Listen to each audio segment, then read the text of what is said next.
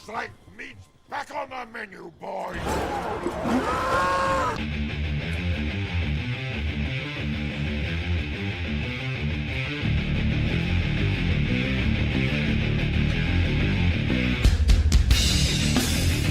Wow, it's the show I didn't think I would ever do. Again.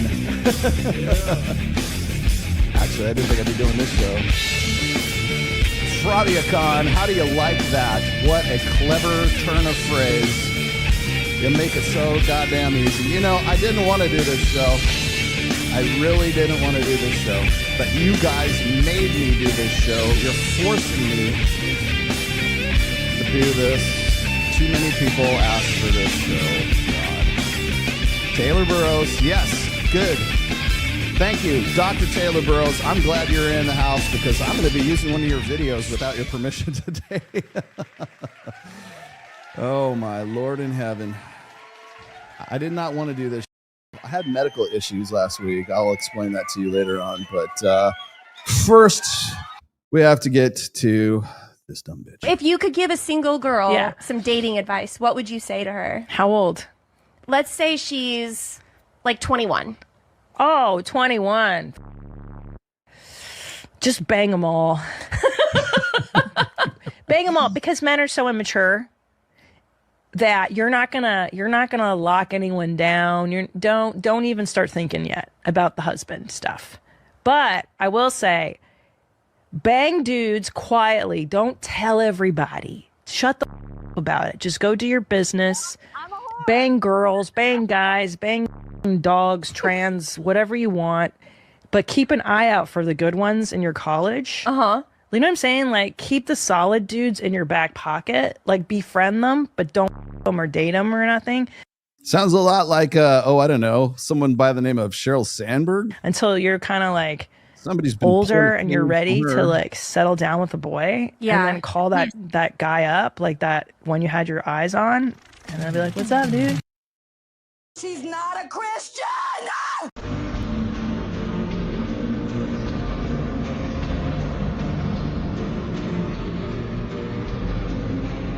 Hey, Jake, what's your least favorite kind of TikTok content? That is. Oh, man. Like, how much have I spoken about this kind of content recently? To a T, how much have I described this kind of content? The ankh belts, the goth dancing in your kitchen, whatever. I'm not going to stop you from doing it. I just think it's really stupid. I'm allowed to say that. Ooh, let people have fun, Jake. Yes! Let them have fun. I'm having fun. You can't just say that and only mean certain types of fun. All kinds of fun are involved. They're all included. Oh, Jake's changed, man. When did he start doing this? Forever. I've always been this guy. What are you talking about? For women in the near future and what the current scene is like. Chat, let's cross-cut shred the dating scene in 2025 and give a prediction of what's going to happen to women in the dating scene after the T app, and tap into the collective male discussions you've had. Go full hardcore, cut through the bullshit, and go ham on it. Enjoy, y'all. All right, buckle up. Gloves off. Let's dissect the battlefield of 2025 post-T-app, post-lie economy, and mid-masculine renaissance. This ain't a love story. It's an autopsy. The T-app wasn't just a data breach. It was a mirror. It showed the unfiltered back-end code of modern dating, who women really talk to, what they say in private versus what they post publicly, what they really think of men. It exposed the two-faced hypocrisy of the validation economy. I'm looking for something real while sending the same nudes to 5 different guys. Men are trash from the same woman who's stacking sugar daddies like Pokemon cards. Talking to 27 dudes while claiming my ex was narcissistic and cheated on me. And men watched. Men took notes. Men are done. The psychotic aftershock. What's coming for women? 1. Validation drought. TikTok attention is drying up. Instagram reach is throttled. AI is replicating beauty and personality better than any thirst trap ever could. Men are swiping left on reality. 2. Sexual marketplace recalibration. The top 5% of men, Still swimming in options. The rest, ghost protocol. They're not chasing anymore. They're building. They're ghosting apps. They're watching from afar. No more auditions. We're the directors now. 3. Hypergamy hits a wall. The pandemic of career delusion is crashing. AI is killing soft skill jobs. That MBA? Replaced by Chat GPT. That therapist license? Replaced by a trauma-informed prompt. That podcast? Drowned in algorithm noise. Suddenly, I don't need a man turns into, why won't he commit? 4. The collapse of the soft power grip. Women used to control the narrative through sex, emotion, shame, manipulation, crying on TikTok with sad music. That doesn't work on men with clarity, purpose, and screenshots. Empathy fatigue is setting in. Male collective consciousness in 2025. Let me pull from thousands of convos with men. I'd rather jerk off and code my freedom. She's gonna ask what I bring to the table. Bitch, I built the table. Hey! I like that empathy fatigue. That's awesome. Take. Ready as I'll ever be. The original Godzilla is actually a feminist revenge film. Go on. For monster movies, if you want to know what the movie is about, you just remove the monster. And whatever underlying tension between the characters that's left over, that's what the monster is actually an expression of. If you take Godzilla out of the movie, it's about a young woman named Emiko who is trapped between 3 people in her life. Her father, Dr. Yamane. There's Dr. Serizawa, who's been scarred by the war, and he's like all fucked up, but he's the man she's supposed to marry. And then there's Ogata, who's like young, hot, but he's like kind of like useless. Like he doesn't actually do anything in the movie. So she's trapped between these 3 men that are pulling her in all different directions. And every time the men are sort of like dictating how her life needs to be, the monster attacks. It's almost as if Emiko is summoning the monster to enact this rage against the patriarchal society that traps her. Have you driven this by anybody else? I've taken it for a few test drives. Clearly, you know, looking at me, I'm an expert on feminist theory of film. I'm going to sit with that for a minute. Sit with it. I'm going to sit with that. Sit with it and get back to me. Yes. It might blow your mind. It already has.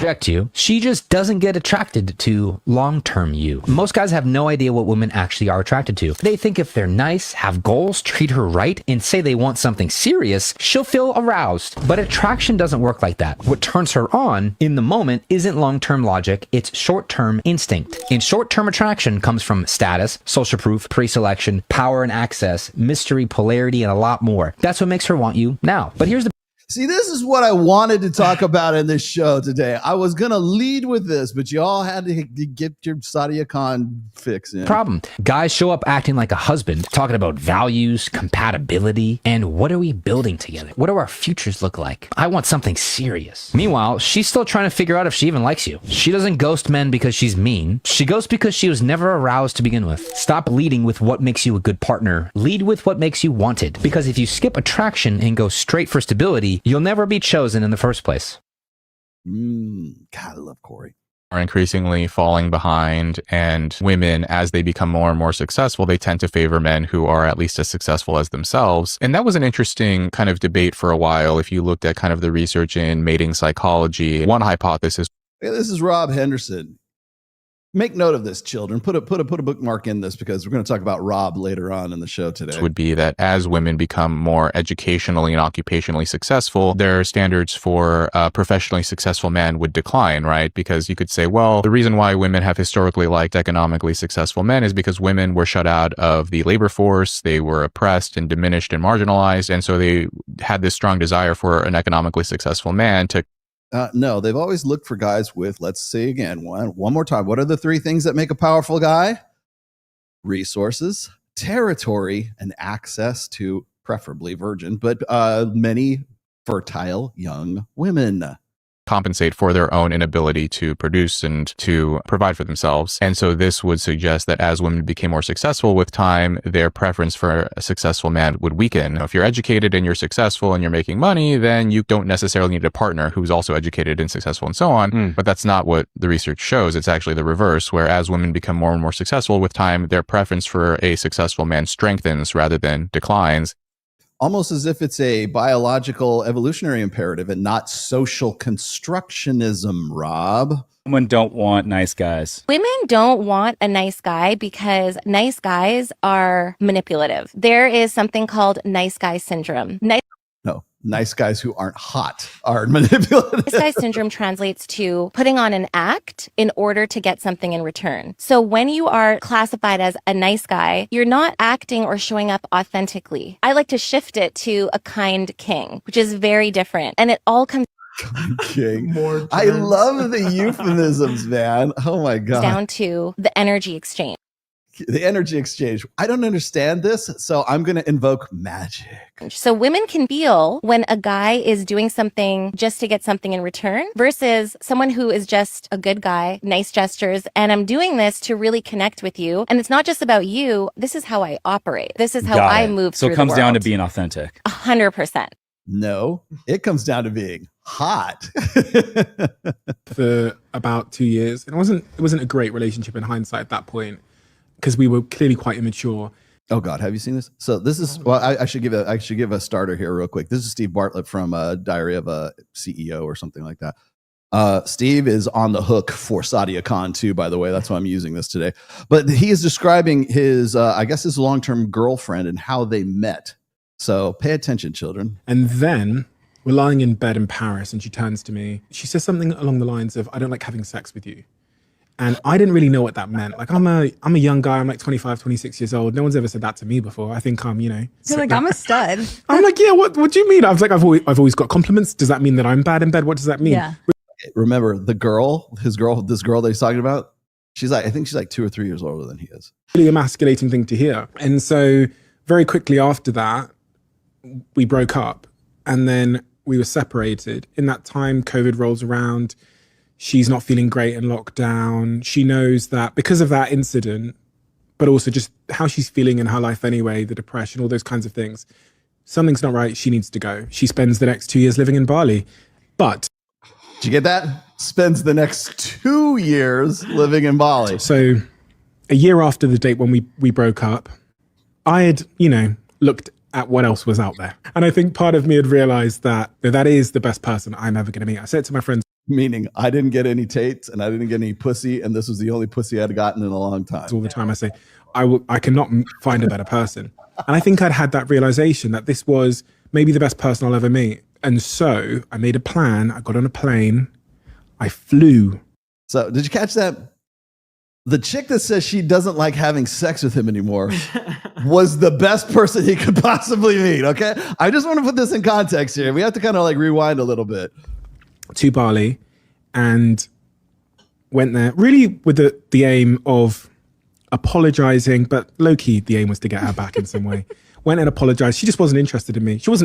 She's there 2 years in Bali, left after telling him he was not good in bed she didn't enjoy having sex with him anymore. And she's the best chick that he can think of because he went and explored his options for 1 year.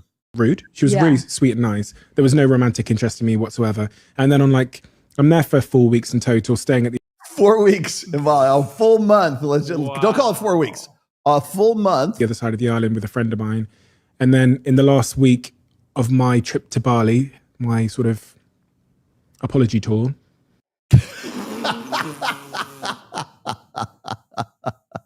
Things slowly start to change. And it actually happened when I said to her, I'm going back to the UK. And it's been lovely being here with you. I sent her a nice text message and said, you're doing really well. I'm so proud of the progress you're making on yourself and stuff.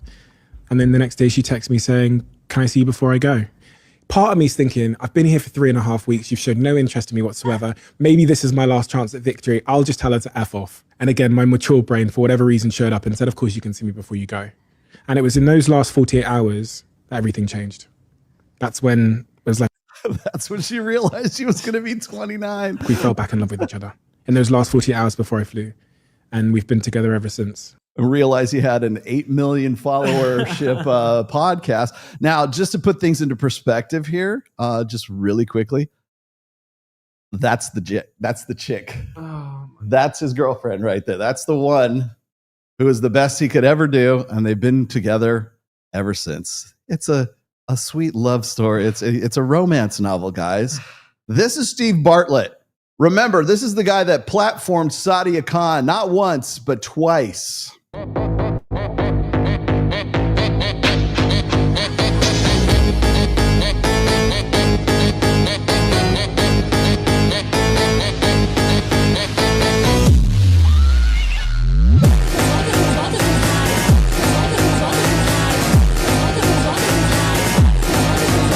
She's back.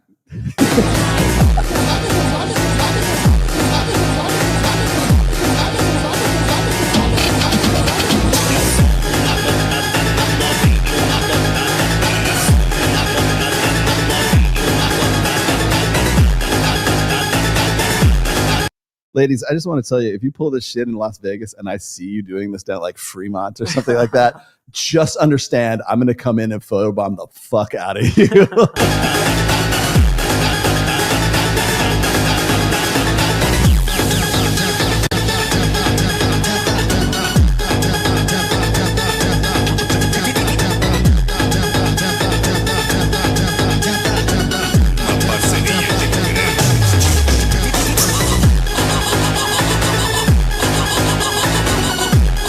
By the way, this is the functional equivalent of chicks like setting up like the camera at the gym when they're in their like tight ass fucking yoga pants and shit like that, going, "Stop objectifying me."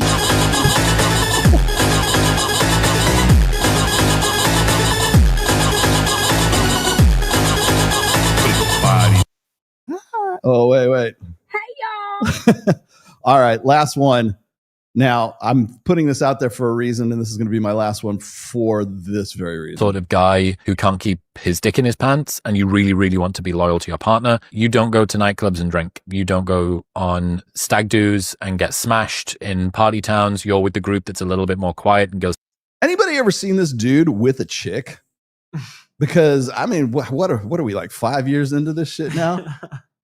And dude, broccoli haircut, really? I mean, like, I thought you were gay with the big cum catcher porn stash. Now it's this. To bed early. Does this sound like a more boring life? Well, maybe in some ways, but you're kind of treating yourself like a sexual drug addict who isn't to be trusted if there's an open bag of cocaine near them. And if you're in a club at 2 a.m, having all of your inhibitions gone after 10 drinks, that's a high risk environment. So design your life so that this risk doesn't have the opportunity to manifest. So essentially what you're saying is engineer a life so that there is no earthly chance that there could ever be any dread in the woman that you're with. Engineer your life in such a way that you are never around hot chicks so that the chick that you're with thinks that you're a guy that no other bitch wants to get with. I cannot think of worse advice than this. Same way as you might be hungry when you're on a diet, but you choose not to eat the junk food. If you're the sort of guy that wants kids and wants a family, that is going to be such a strong pull. I do think it's going to overshadow the challenge that you have with this. Maybe it won't ever fully go away that you're going to look at other women, but if you're because we want it to go away?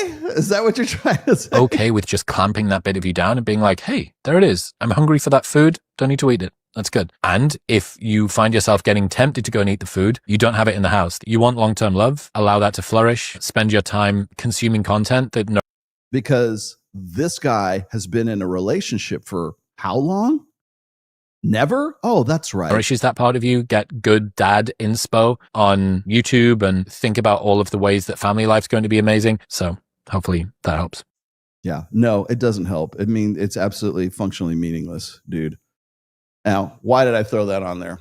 Hi, I'm Rolo. Welcome to my show. Hopefully Taylor Burrowes have waited throughout all that.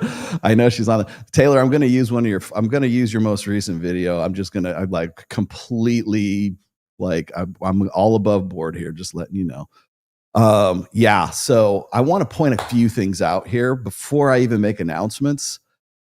Chris Williamson is a cuck.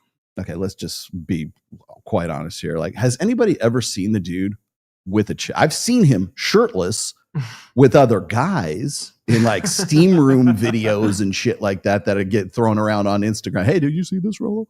No, and I didn't want to, but I guess now I have to watch this.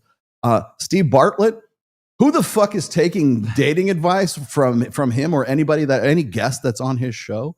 Tom Bellew, who's taking any advice from this? Now, the reason why I'm bringing these big name podcasters up here is because these are the guys who have been simping for Sadia Khan. Okay? Steve Bartlett, to my knowledge, has had Sadia on at least once, and I think twice. I know for a fact that within the last 2 years, Sadia Khan has shown up twice on Chris Williamson's show. I know that Sadia has been on Tom Bellew's show. And people go, well, how do you know that they didn't know who she was? Oh, by the way, and Pearl, by the way, who was, yes, I saw Pearl's video as well. And of course, she standard cop out. So I didn't know who she was. Bitch, everyone knows who she was. Everyone. Andrew Tate knew who she was. You knew who she was. You knew who Nick Fuentes was. You knew who all these motherfuckers were. Shut the fuck up. No one believes this anymore. No one. Period. End of story. If you are above 1 million followers on your YouTube channel, you do not get to use that excuse anymore. Okay? I didn't know who she was. Do you think Chris Williamson is like, Chris Williamson is not, he's like uncomfortably silent about all of the Sadia Khan stuff that's coming out. Yes, we'll get to Sadia Khan here in just a moment. But I wanted to point out, like everybody's doing shit about Sadia Khan. She's having a meltdown. She's, if you haven't figured this shit out already, it's been on Goob's. Goob is the guy that Dorsey. What the fuck is his first name? Is it Steve Dorsey?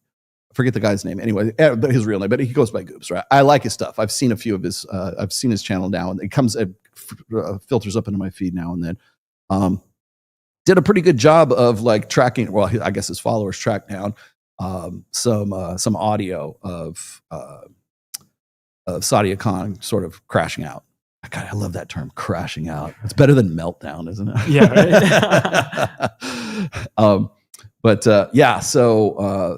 And I'm sure everybody in the comments is going to, if you have some more information, I'm going to encourage you in the comments to like, give me everything you have. Okay. Yes. Okay. Here's the thing. I know she's Pakistani. I know she's Kashmiri. I know she's a Pajit. I know she's a whatever the hell you want to call it. Can I say that? Whatever. I'm sure she's a Jew too. Like some way she's connected to them. I don't know. I am sure you probably do. I don't. But I don't really care about that. You know what I care about at this stage? Like everybody's talked about this already. Everybody's done the breakdowns. I think MTR did something about this. I'm pretty much everybody that I've seen. Hell, even Rich Cooper did something about it, like from his car. It was so important that Rich stopped the car to like do a quick hit. I got to do this now. And the only reason I haven't done it before now is because I was in the hospital up until Tuesday. And so I'll tell you why I was in the hospital as well. Kyle, Commander Kyle, go to your show. We got the video on Kyle now. So now you can actually see Kyle's face instead of this disembodied voice. I exist. It actually exists. Yeah. Yes. Okay. So yeah, thank you. The reason why I don't talk about I've always been, I'll just be above board with you. I've always been above board with everything I've done. You guys already know that. I am very much committed to the red pill. You already know that. Whenever I see somebody come up through the ranks like Sadia Khan, or I see Destiny, who by the way also crashed out last week as well, which was fantastic. I want to also point out that this, if you haven't already figured this out, I forget the guy who did this, but essentially dragged it out of Destiny that Rose, I think there's 4 girls that he has like lawsuits for either revenge porn or now there's a criminal. Now it's actually a criminal suit, which I think revenge porn would be a criminal thing anyways. But now it comes to light that one of the girls, Rose, was 17 when Destiny was sending nudes. How ironic. What was a quote? What was a quote in The Matrix? It says, "It would appear that fate is not without a sense of irony."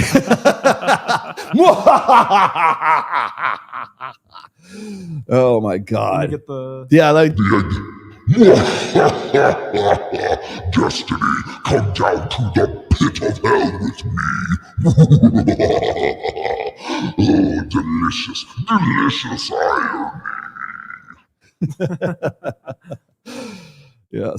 Yes. Karma is a bitch. You know what? I don't believe in karma, but when shit like this happens, right?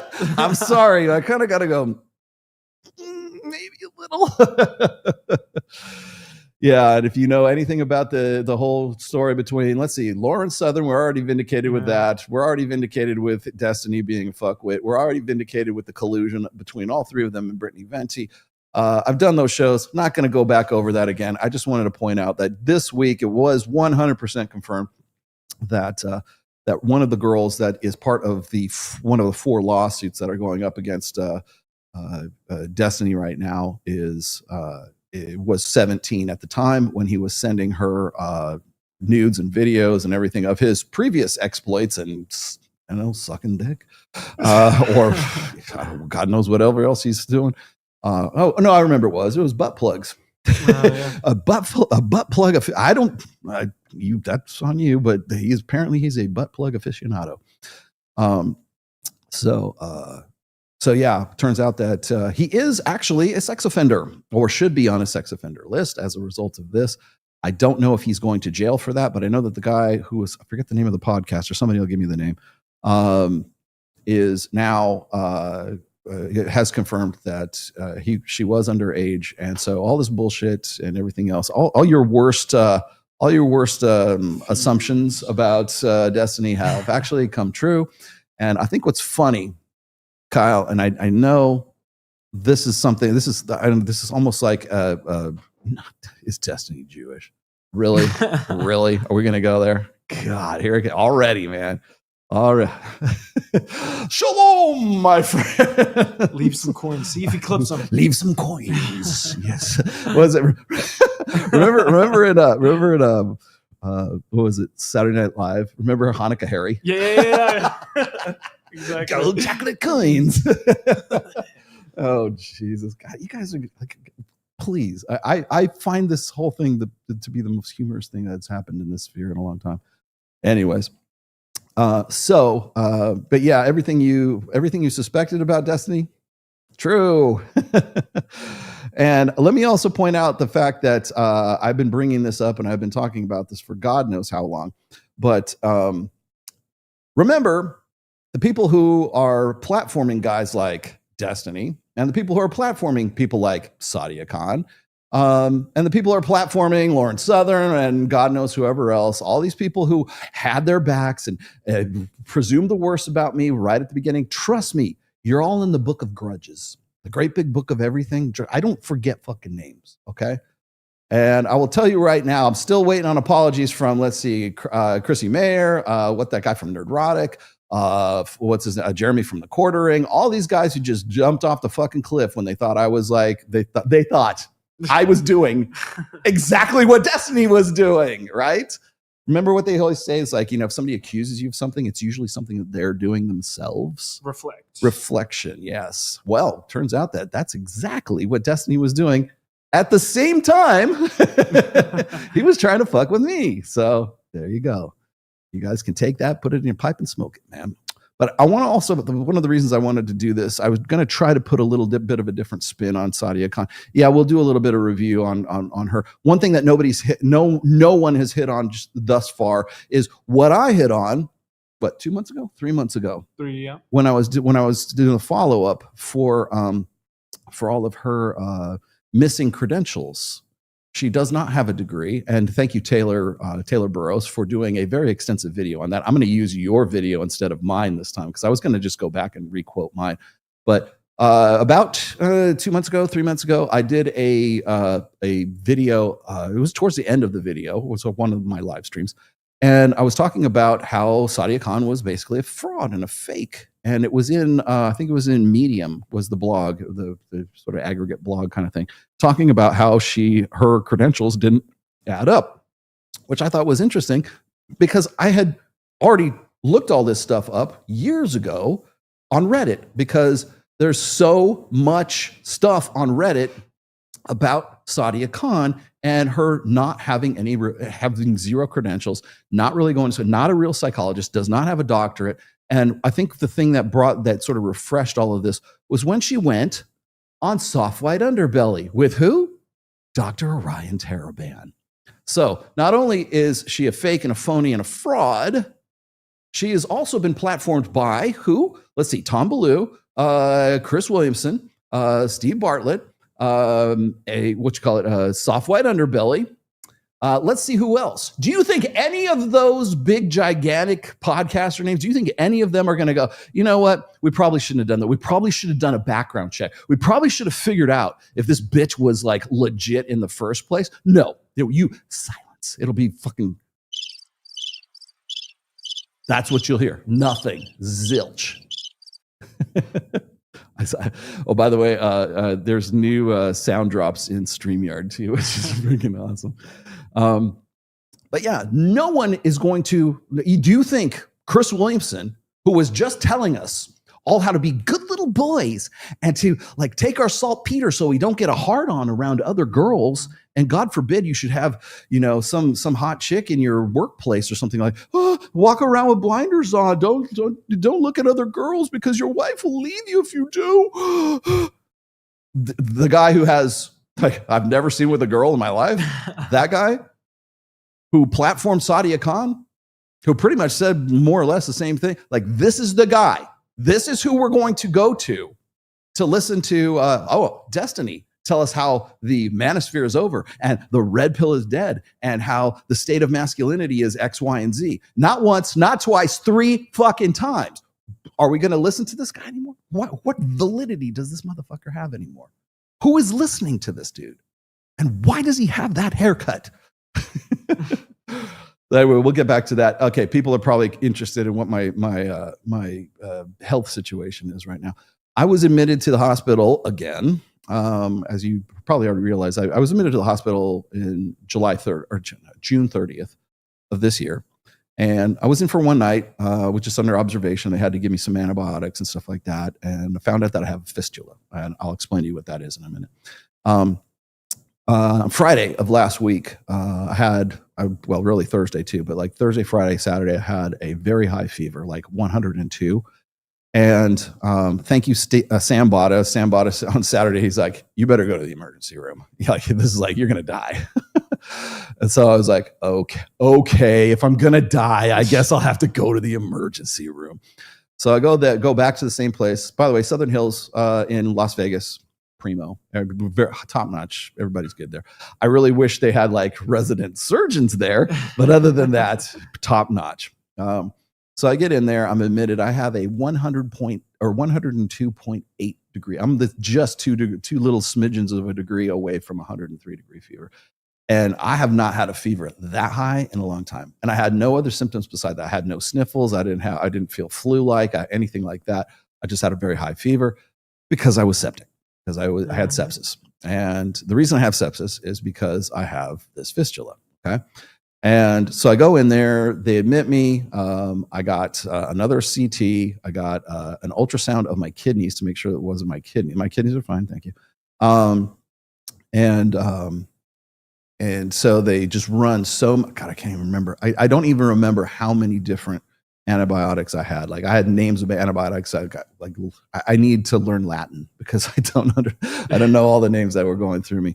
But apparently I had some kind of bacteria that was in me that was like really fucking me up and it was causing me to go septic. So they gave me all kinds of good stuff for it. And so I was admitted, spent the night. I was there on Sunday. They said, we're going to need a colonoscopy, and which I had already signed up for. You guys already know this. I was going to have one in September anyways, but they moved up the date because now I'm an established patient all of a sudden, and I get to go up in the list, I guess. So Sunday night, I got to drink all that good shit. You had the gallon of like, I don't know, kerosene or whatever it is that they give you.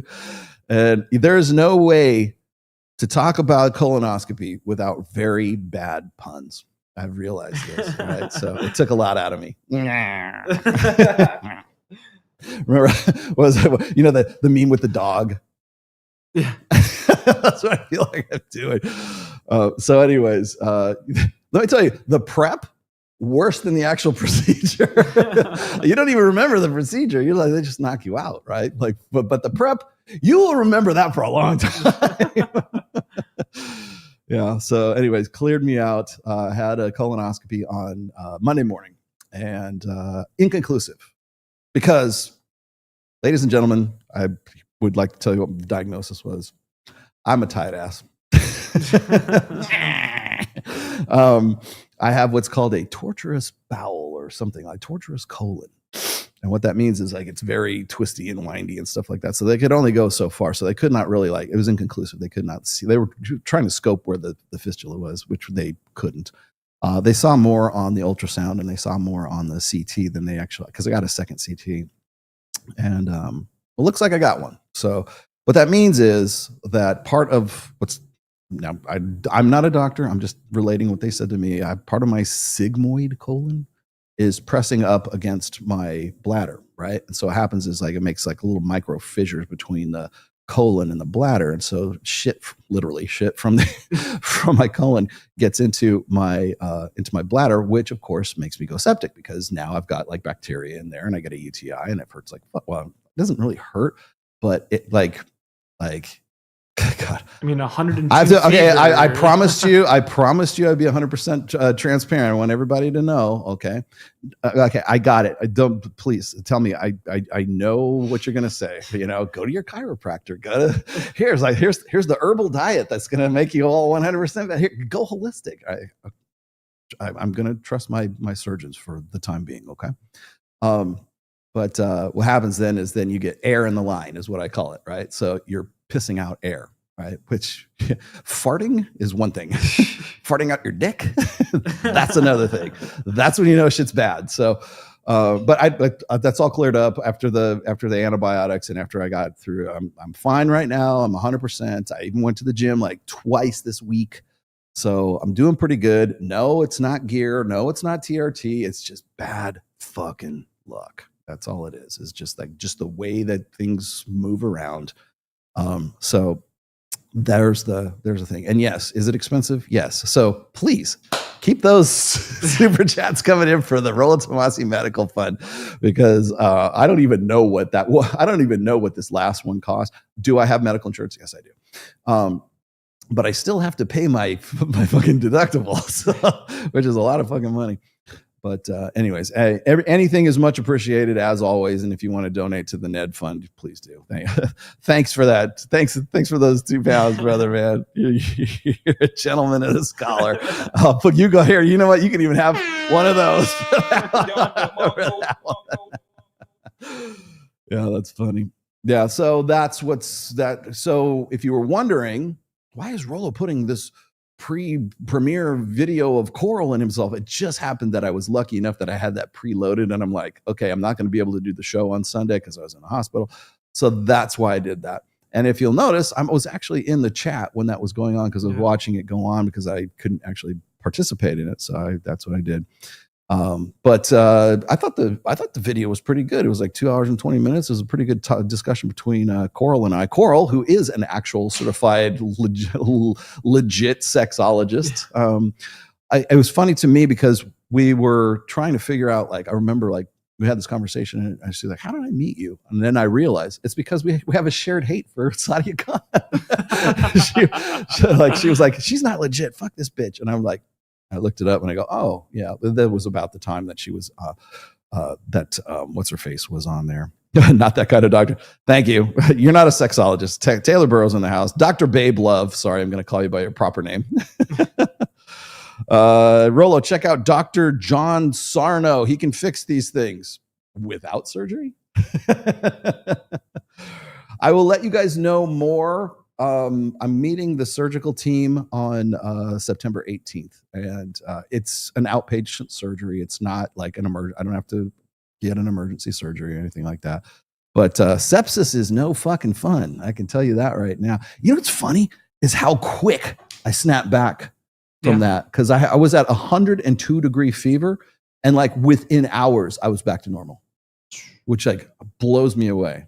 I had no idea it could happen that quick. I have no idea who John Sarno was.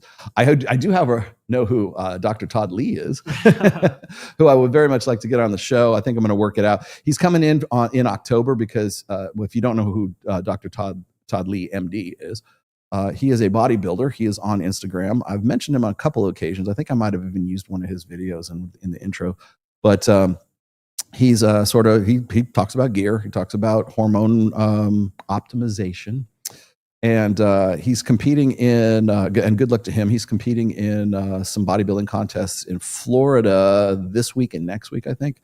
But he's coming to Vegas, and because the Mr. O is again in October. So Kyle, I'm going to need to reserve you for when I got Dr. Todd Lee in here. We're gonna talk no nonsense, no bullshit, everything about gear, everything about TRT, everything about like working out, everything. You'll definitely want to. Hell, we need to get Miguel. Miguel needs to come in here for that too. Yes. So, anyways, we got that going on. You think so? You think Sadia will be sued by a number of men? I don't know. I'm still skeptical about that. Let's see. What do I have? Do I have Sadia's stuff in here? I was just going to use, you know what? I think I'm going to use, well, if you're not already familiar with what's going on with Sadia, where did it go? I think I have it in, the Sadia folder, of course. Hold on a second. Where did it go? People always like, how come you always just wander on about things? I'm like, because I'm finding stuff, dude. Give me a second. There we go. Sadia Khan. Oh, these are all her. Sorry, that's the wrong one.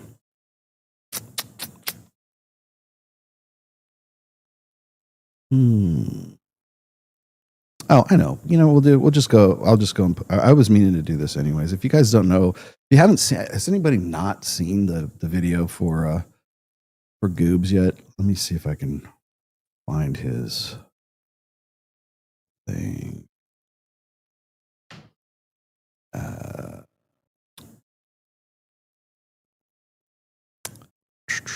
Okay, let's just do it off of YouTube. It's easier to do it this way. You know what's funny? It's like whenever like something like Sadia Khan or something comes up, everybody wants to, because all you got to do is put Sadia Khan in the title, and like now automatically you come up in the impressions. There's I'm looking at this right now on YouTube. I don't even know who this guy is. Legion of Men. Sadia Khan, the dating and masculinity coach, got exposed hard as fuck. Hard AF. Like, dude, did you even know who she was before all this? Because I'm thinking probably not. Let's see. Okay, I have Taylor Burrowes stuff here. I think I might even throw Taylor Burrowes in here in just a second. But before I do that, I need to, let's see, go to my history here. Okay, Ace Nate. I'm going to use Ace Nate's stuff. Ace, I'm sorry. I love you stuff too. He's another YouTuber, a friend of mine. So let's use his stuff. It's just easier to use his shit. Okay, that's good. That's good. There we go. Okay, I'm going to back this up. Okay, I'm using his stuff because it's he does a really pretty good breakdown of this without jumping all over it and sensationalizing everything. So let's put that on there. And don't worry, Taylor Burrowes, I'm going to get to your stuff here too. Just give me a second. I need to go over this real quick. See, I hate it when I have to stream shit, but let's just share screen and that's fine. There we go. Got it. There we go. Okay, I'm just gonna let this run. You're gonna do about it. I'll do it if you have an attitude, and I can do it today if I want to. This is the biggest scandal that Sadia Khan doesn't want you to know about her. So Sadia Khan, the woman out here who is charging big money for masculinity and relationship coaching, positioning herself as an expert, someone wise, disciplined, and ethical. Well, that's the mask she wears. You take it off, and what you see is actually a pretty messy life. Messy life, petty behavior, side chick drama, taunting engaged women, and overall acting like a teenager. So what just came out? Kind of interesting compared to like what we saw of her on Soft White Underbelly. Yeah. Like when she's sitting next to, like, of course, she tried to dominate the whole conversation with Orion Taraban. And I think maybe Orion probably got a bad taste in his mouth about that whole thing. If I'm reading that situation right, but I think that's kind of like where this all started. was when she got onto Soft White Underbelly with Orion, and it gave her. By the way, that gave her legitimacy. Yep. To be sitting by a guy and Dr. Orion Terabant literally he can only practice in the state of California. He's like a PSY degree or something like that. But does have a doctorate. So, and whether it came from a diploma mill, whatever you want to call it, he did the work at the very least. So I will give him that. But like to sit her next to him legitimizes her bullshit, and it's stolen valor is what it ends up being. So it allows us to actually see who she really is. So this guy, John Dorsey on Instagram. Dorsey, that's Goobs, by the way. I'm gonna fast forward it here because he's gonna get to the video of Goobs here. Things to be revealed. A motivational speaking man coach that's supposed to show you how to be a confident, successful man in dating relationships, editing her own photos and videos? Sadia Khan, welcome to the show. This is Sadia Khan, 741,000 followers. You can book a call with her. She promises that for just a few $1,000s, you're going to be able to master yourself, master women, and master relationships. She wants by a few thousand, I mean 6,000 to 8,000. to make sure that you're confident, emotionally strong, free from baggage. Don't worry, guys. The program's not too much to develop all of this confidence from Sadia. Just a paltry 6,000 GBP, which in Freedom Bucks is like $6,500. Just a few months of rent for the average American. No problem at all. Here's a good clip that Sadia posted about facing your own realities and truths. Thing to sell to women because but it's the reality. Well, Like I'm majority sure. of men's not their dream girl. It's not the end of the world with that, but it takes a self-esteem to understand. Look, here's the thing: people who have high self-esteem attach to truths. They enjoy truths. Truth means something to them. Truth means something to him, huh? Let's take a look at this clip. All right, guys. Now just keep in mind she's a high confidence woman and truth means something to her. Why is there a waist filter on this public speaking and engagement video of you, Sadia? What is going on here? What? Like, look, it's just bending, warping, getting disintegrated. And if you look at this photo of just her full body, you see there's a waist filter here and it's not attached. Big miss there. Yeah. So, funny contradiction there. Nothing. Okay, I want to point this out too. Like, here, put me full screen real quick. Everybody uses filters. Okay, like I'm not above using filters. I don't have any on right now. I try not to use them when I'm doing video and everything. I was 100% raw, no filters when I was with Coral, Pearl and Coral. No, Coral. When I was with Coral, when I'm on Access Vegas, it's unvarnished. I don't put filters on anything like that. But everybody uses filters, okay? Whether it's for video or whatever. Now, it's one thing if like I touch up my jawline or whatever, but I want to be a little tanner. I didn't get to the tanning, but booth that day or whatever. Like that's one thing, right? But like if you're going to go and like reconstruct your body and use it on video, that's especially if you're like, I'm not the one. Like I'll be the first one to say, if you have fake boobs, if you have, Botox, if you like whatever it is, if you're on gear, if you're on like whatever you got to do to make yourself look better, whether it's filters or whatever, no judgment from me whatsoever. And that's been my policy for a long time. Fight it. I don't care. I really don't care. Right. When people want to say, well, that's fake. Well, technically, these are fake too. Yeah. Because my eyes don't actually see this good. Okay. I got contacts. So am I cheating because I have this glass? I can't wear glass. I wish I could. I wish I could get LASIK. My eyes have astigmatism too. Oh, cool. Is that cheating? Yes, cheat. I give two flying fucks about that. I love it when guys are like, women wear too much makeup. You want them to wear none? Well, no, you trust me. You want women to wear makeup. The majority of women look better with makeup than without makeup. Let's be honest, okay? But the thing is taking it to these stupid illogical extremes. I don't care whether Sadia puts a filter on or she doesn't put a filter on. I don't care. Even Pearl was like, she was talking about how like Sadia is like much bigger or much heavier in real life than she was. Oh my God. I laughed so hard. But okay, whatever, but see, one of the things that gets me though is that when you look at like somebody like Sadia who has this sort of upkeep, right? Her upkeep is well, like she's been known, like half the reason she got on all these big name podcasts was because she was saying the right thing. But there's a lot of people that say the right thing, but they don't look like that. They don't look like Sadia Khan. They don't have, I mean, I don't know if she's got a boob job or whatever she's got. Clearly she's packed on some weight a little bit, enough that she feels like she got to put filters on her videos and everything else. And by the way, that's Body App. I know Body App. That's Face App. Yes, I know Face App.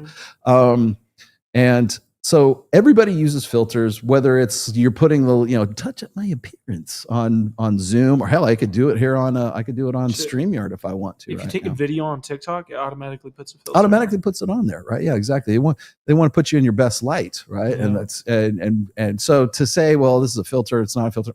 Okay, that's not the point. The point is she's like made a name for herself about being like real and authentic and truthful about everything and all this other bullshit. So it's almost like Liver King, like saying, like, I'm all natty. I don't think so. So just throwing that out there. No judgment for anybody using filters or anything else like that. Whatever. Do what you got to do, ladies. Please keep getting boob jobs. Please keep have the waist. Keep going to the gym. I love you. Keep doing what you're doing. But if you're going to sell your brand, your brand persona as the Liver King, like being natty, and you're not natty, well, then that's when people can give you shit. And that's what Goobs was doing. So Nothing too crazy or unexpected. A woman clearly insecure about her waist. It does reveal something about her, though, and it's that she's a woman who is okay with putting out a fake image and appearance. But let's see what else this guy's got. All right, guys, so this story is getting very bizarre. This is Sadia Khan, the online influencer psychologist that promises she can show you how to attract women, be a better man, and fix your relationship. I did a story on her the other day because she edits her videos, and I thought it was very funny. I criticized her in the video because it was very obvious that she puts waist filters on any video where her full body is shown. And in a lot of her videos, she's talking about how much self-confidence she has and how she knows what she is, blah, blah, blah, blah, blah, and that's what's necessary to attract a partner, etc., etc. But when I called her out, she lost her goddamn mind. It's now been about 48 hours, and she has spent the last 2 days accusing my followers of being animal porn addicts, being cheaters. I love it. Hold on, I'm going to stop it here real quick. If you look at like, what is it? 5'1" porn addict mad at women who expose their addictions and inability to get women shock. Like this is from her, right? Boy, you know you're a porn addict and you have to pay for sex. We both know about this about you, midget. I'll give her this, man. She got some pretty funny, like she's gonna troll you. At least she's creative. Being prostitutes and everything in between. But today she started a new trend. These are videos that my followers sent me. This person left a comment on her page, and she tried to call them via audio 4 or 5 times. And then when they wouldn't pick up, she left the threatening message that you'll see scroll by here. Pick up, bitch, or I'm going to post your address online. And here's another one from another one of my following. Pick up, don't be scared.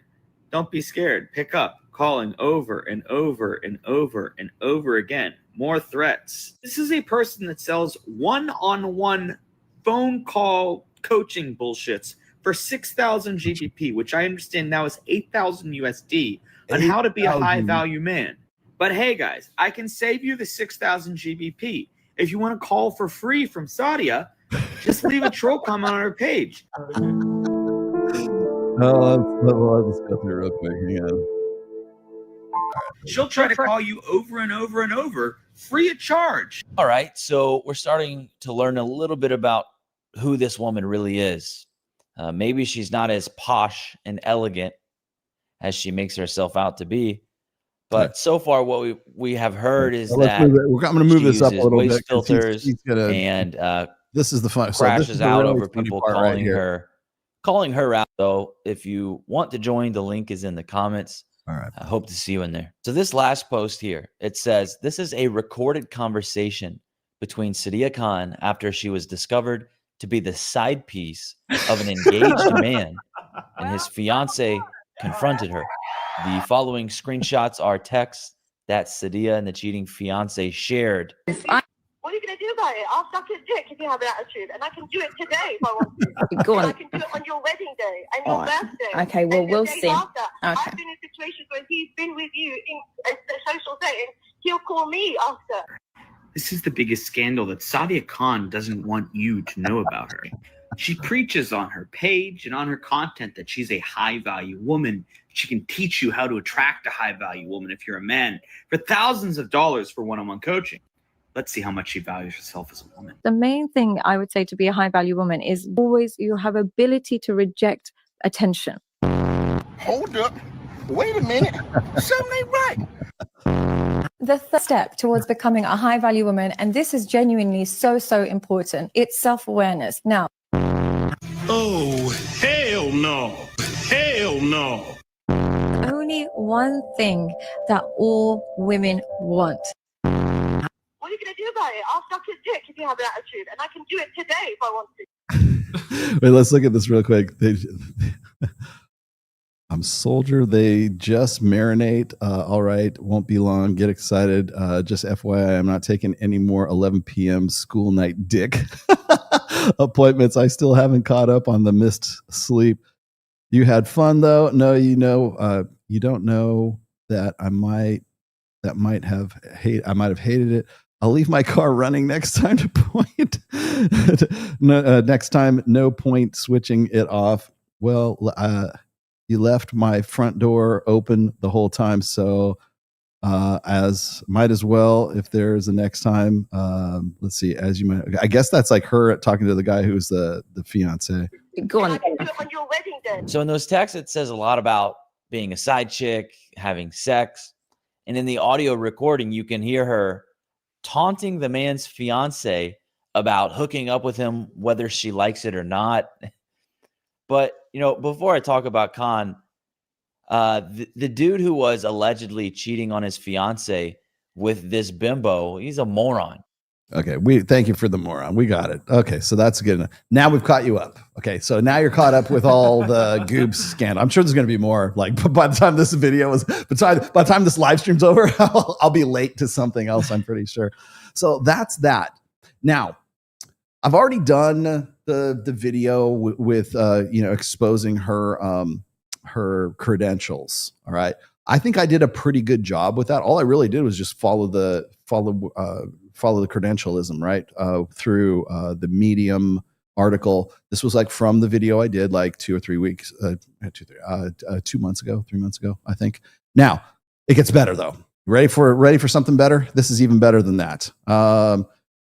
Because Dr. Taylor Burrowes, my good friend, Dr. Babe Love, she already has done something that was pretty. There it is. That was a pretty well done video here. I'll skip through it. I'll skim through it because it's like I can't do the whole damn thing. But this was pretty good. Now, before I get started with Taylor Burrowes, Dr. Dr. actual Dr. in front of her name. Before I get started with her, she is not a practicing psychologist now. Now is quote unquote retired. Okay, I believe she's in Scottsdale now. Anyways. She has had this ongoing sort of clash between herself and Sadia Khan for a long time. That's how I knew about the Medium article when I did the breakdown in about 3 months ago, which of course was sort of the catalyst of me having a conversation with Coral. So all of this is kind of interconnected here, which I thought was kind of interesting. But this is Dr. Taylor Burrowes, and she's going to explain to you her credentialism, or I should say, her lack of credentials. I thought I did a good job. She does a way better job than this. Now, this is something that no one has touched on yet. Rich Cooper, MTR, all the rest of these guys who've been doing all these videos, they've just been kind of like following in the wake of what Goobs was doing, and I'll suck his dick and all that, all the she's a side piece. That gets eyes on the screen, but the real meat of all of this is the credential, her lack of actual credential. She is not Sadia Khan does not have a doctorate, is not a practicing clinical psychologist. She just basically takes your money, talks to you for an hour, and sends you on your way. And a lot of money And by the way, I don't ever want to hear about how people go, oh, Rollo's taking all these men for a ride. He's the one that's selling books. He's the one. He's preying upon the insecurities of rudderless men, of incels and everything else. I don't charge $8,000 for it. Okay, my fee is not $8,000 an hour. Okay, it is not. I run a great program. It is called Reignite. Okay, it's a monthly thing, and it's a group of guys, and we all work with each other. Okay, we have a very legitimate, self-contained, self-perpetuating network of men that I've been doing for I'm coming up on a year now. And we've got a good tribe of guys. And do we have tiered levels? Yes. But it ain't $8,000 an hour. How the fuck did she do? Well, I know how she got this. Because she's got tits. Because she's got a pretty face. Okay. I'm not gonna lie. She's not hard. She's easy on the eyes. Okay. That's why Chris Williamson, Bartlett, Tom Bellew, fucking whoever it is at Soft White Underbelly, all the rest of these motherfuckers, all these big name podcasters did not do even the most basic shit that Dr. Taylor Burrowes did and that Professor Emeritus Rollo Tomasi did just a few months ago, and actually more like years ago, but just a few months ago. This is what they should have done, okay? This is what they should have done. And this is the smoking gun. I love this. Thank you, Taylor. Love you. Haven't seen any videos exposing Sadia Khan for her fraud and her abusive behavior. This is the video you need to see because I've got the smoking gun. So it's good that you're here. I was one of the first people that called her out and confronted her and educated people that she was a fraud and that she was unhinged. And a lot of people had trouble believing me. They may have thought I was being petty because I was jealous or something, but that's not the case. I feel very passionately about this purpose, this cause of integrity and professionalism and protecting the public from the likes of her. So this is how it went down. So these emails are dated July 18th, 2023, over 2 years ago. Now, I disagreed with her on a post of hers about age gaps, and she responded very unprofessionally. And I immediately thought, okay, this is suspect. She can't be a psychologist. Nobody would speak to anybody this way. And I asked her for her credentials. And so, okay, notice the date here. Sadia Khan, July 18th, 2023, right there. So that's how long this has been going on. Didn't just happen a half an hour ago. This isn't just like something that Goobs just kind of like pulled out of his ass. This has been going on for a long time. she got, really upset and pushed back and started insulting me and said, I'm going to send you my credentials or send me yours. So that was already antagonistic for no reason, because as a professional, you're supposed to be accommodating when people ask for your credentials, because that's part of the job, is to be public about it. And your credentials do not show your personal information, your address and stuff like that. They are client facing, and you have to publicly display them so that it protects the public. So when she got so defensive about that, I already knew that I was going to get a whole bunch of BS from this woman, but I was willing to be proven wrong. And this is what she said in her first email. This is my DHA license, she says. I need an official apology from you and a copy of your license. I'll wait. Kind regards, Sadia Khan. So she included these two attachments, and I'm opening them here. This is her qualified teacher status, and she's got her name and her number. And okay, so let me just point this out. This is part of one of the documents, one of the faked forged diplomas that I showed you guys on the last show, on when I did the show about 2 months ago. Okay, you'll notice that the text here, or the font there, is completely different from anything else that's on it. Like, you couldn't even do a good job of, like, I can do, I'm pretty good at Photoshop, right? I mean, yeah. Get me to do it. Like, I'm pretty good at it, and I could tell a fake when I see a fake. This is a fake. She also shares a snippet of her Bachelor of Science diploma. This is what she sent me to prove she has a DHA license, which is the Dubai Health Authority license, her psychology license. That's what she's actually claiming this is. So I'm just going to scroll through the email chain. She's asking me to send my license, but I have never claimed to be currently licensed. I always say I'm a retired mental health professional, retired marriage and family therapist, mental health counselor, with a PhD in counseling, marriage, couples, and family counseling. So I don't have to give her my license, but I do have pictures of my expired licenses, which I retired in 2019, but I sent her my doctoral degree diploma.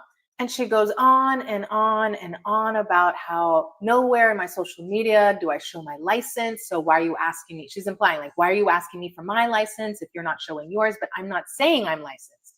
So I give her my PhD diploma here, and this is what she comes back with. So you have a doctor in philosophy, which has absolutely nothing to do with couples counseling, which is what you sell.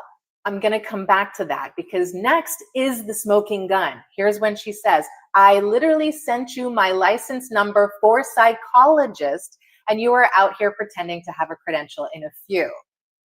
So this is the smoking gun because she is blatantly lying. She's saying that what she has presented is proof that she's a licensed psychologist. I believe she is falsifying the fact that she has a master's and that what she presents is a forgery. And there are reasons for that as well. Okay, I'm going to show you the forgeries right now because I have them right here. This is the first one that we were looking at. Hopefully, you guys can see that. Okay, you probably can't see that as big as I wanted to get it. Anyways, this is forgery number one. These are the screenshots, by the way, that I showed on the show about I don't know 2 months ago. This is the other one. By the way, this is the one she just showed a moment ago. Now, if you look at the Sadia Khan right there and the number right there. First off, the guy who was doing the background check on her on the Medium article already looked these numbers up. They don't fucking exist. And then this is the last one. So these are just so you guys know that because you're only seeing like little snippets and clips of them on Taylor Burrowes' video right there. And then this is the last one right there. Okay. All like if you look at the Sadia Khan, it says Sadia Khan right there. All of these are forgeries. Just to give you a shot there. Okay. Bring her back. So I'm just continuing to show you by scrolling through the email correspondence because I want to be transparent. This was the back and forth that we had over 2 years ago. Ever since then, it has only escalated like in a one-way situation. So I have posted videos educating the public about what I know, and she has tried to harass me, posting abusive and derogatory comments on multiple platforms. I've blocked her everywhere, but YouTube, because you can't block on YouTube. So I've been trying to report her, all her comments for harassment, and that has not worked. I don't know who's backing this woman, but I can't believe it's taken this long to actually expose her. But I've been very measured with the videos that I've posted. I am not being ugly. I'm not. You know what? It took this long to expose her because she didn't say, I will suck his dick on your wedding day. That was all it took. That's all it took. If you would have come up, sorry, Taylor, if you would have come up with, I will suck his dick on your wedding day and on a birthday, and when you're fucking him, he'll be thinking about me. If you would have come up with that audio, this would have been all over. Derogatory. I'm simply giving you the facts. And trust me, I did my best vetting and due diligence to find out, kind of like Candace Owens. I really respect the work that she does. I think she is great. And this is how I have come to the conclusions that I have. So this is some more of her BS. Like she's coming up with all kinds of excuses to try to distract from the point that she doesn't have a license. So she's putting it back all on me. But I have all the receipts that you could ask for, and I'm happy to give them to you because you know why? I'm proud of them. I'm proud of my PhD. I'm proud of my licenses. I'm happy that I retired them because it was my choice to transition into an online coach and leave the practice behind because I was traveling the world and I was prioritizing my personal life and I wanted to leave the profession. So here is the smoking gun that you have been looking for. If you have been, kind of giving her reasonable doubt, like she's not actually claiming to be a psychologist. Yes, she is. She has since figured out that people are onto her and she has been scrambling to try to cover her butt. So she went online to this place that has certificates of completion for various courses, and one was psychotherapy, one was, relationships, and it's bogus. It's not formal education. It does not substantiate having. Even the diplomas are forged, Taylor. We've already gone through this. Even the diplomas are forged. You'll notice that, I should also point this out, is that the diplomas that I just showed you, the ones, just put them back up here real quickly again. Even these ones like this, the ones that like you have access to, Taylor, these ones right here, these don't appear on her website anymore. Because well, and how did I even know this is because I've been following this since probably even since before 2023 on Reddit. There's if you go on Reddit and you look up Sadia Khan, it is a rash across Reddit. It probably still is to this day. People on Reddit have been following up on this and just basically saying she's a fraud, and she's been a fraud for quite some time. But that wasn't enough for Steve Bartlett and for Chris Williamson and for the rest of these asshats who just kept giving her oxygen over and over and over again, just like a soft white underbelly. They won't allow myself to go on there. They won't allow Myron Gaines to go on there. They won't allow Ryan Stone to go on there, but they will allow Sadia Khan because Sadia Khan's got great tits, right? That's more or less what it's about. And I think we can just stop right there. So pull that out. There you go. Okay. So there you have it. Thank you, Taylor, for doing such yeoman work on Sadia Khan. But again, I feel like this is all remedial for me because this is probably, I think, the third time I've done something about Sadia Khan. I'm going to get into some other shit today too. I promise we're going to get to meat and potatoes today too. I don't want to just dwell upon just one thing throughout this whole freaking podcast. I want to actually give you something substantial. But everybody's doing this and everybody wanted this. And so here you go. This is your red meat. You guys, you wanted this. So I'm giving you this right now. But I think there is, what is this? Sadia is fleecing the not people, the hot people or the not people? The not people. Yes. I don't know how many people, if you have, and by the way, I'm going to put this out there right now. If you have signed up or have in any way spent, God forbid, $8,000 with Sadia Khan, I want to know about it. Or if you don't want to talk to me, talk to Goops, talk to Taylor Burrowes. I would love to know what your experience has been with Dr. Taylor Burrowes, if that's the case. What are you talking about, man? So Taylor says, I spoke to Chris directly and told him after the first interview. Yeah, the first interview, not the second or the third. Yeah, I believe you. You spoke to Chris. Yeah, well, Chris doesn't want to talk to anybody who's like not important enough to talk to. And I was talking to Kyle about this beforehand, before the show. There's a gate that certain content creators can get up to, and that's it. And beyond that gate are people like Joe Rogan, Jordan Peterson, Chris Williamson, certainly Steve Bartlett. I'm trying to think who else. But there's a gate. Okay, now Tim Pool, to his credit, has allowed me past the gate. I would say definitely Tim's probably on the other side of the gate, right? Occasionally I get past the gate a little bit. Like when I went and did Dr. Phil, that was them going, hey, maybe we should let this guy pass the gate. Whoa, no, put him back, put the hood on him and put him back in the van and get him to the airport quick. Get him out of here.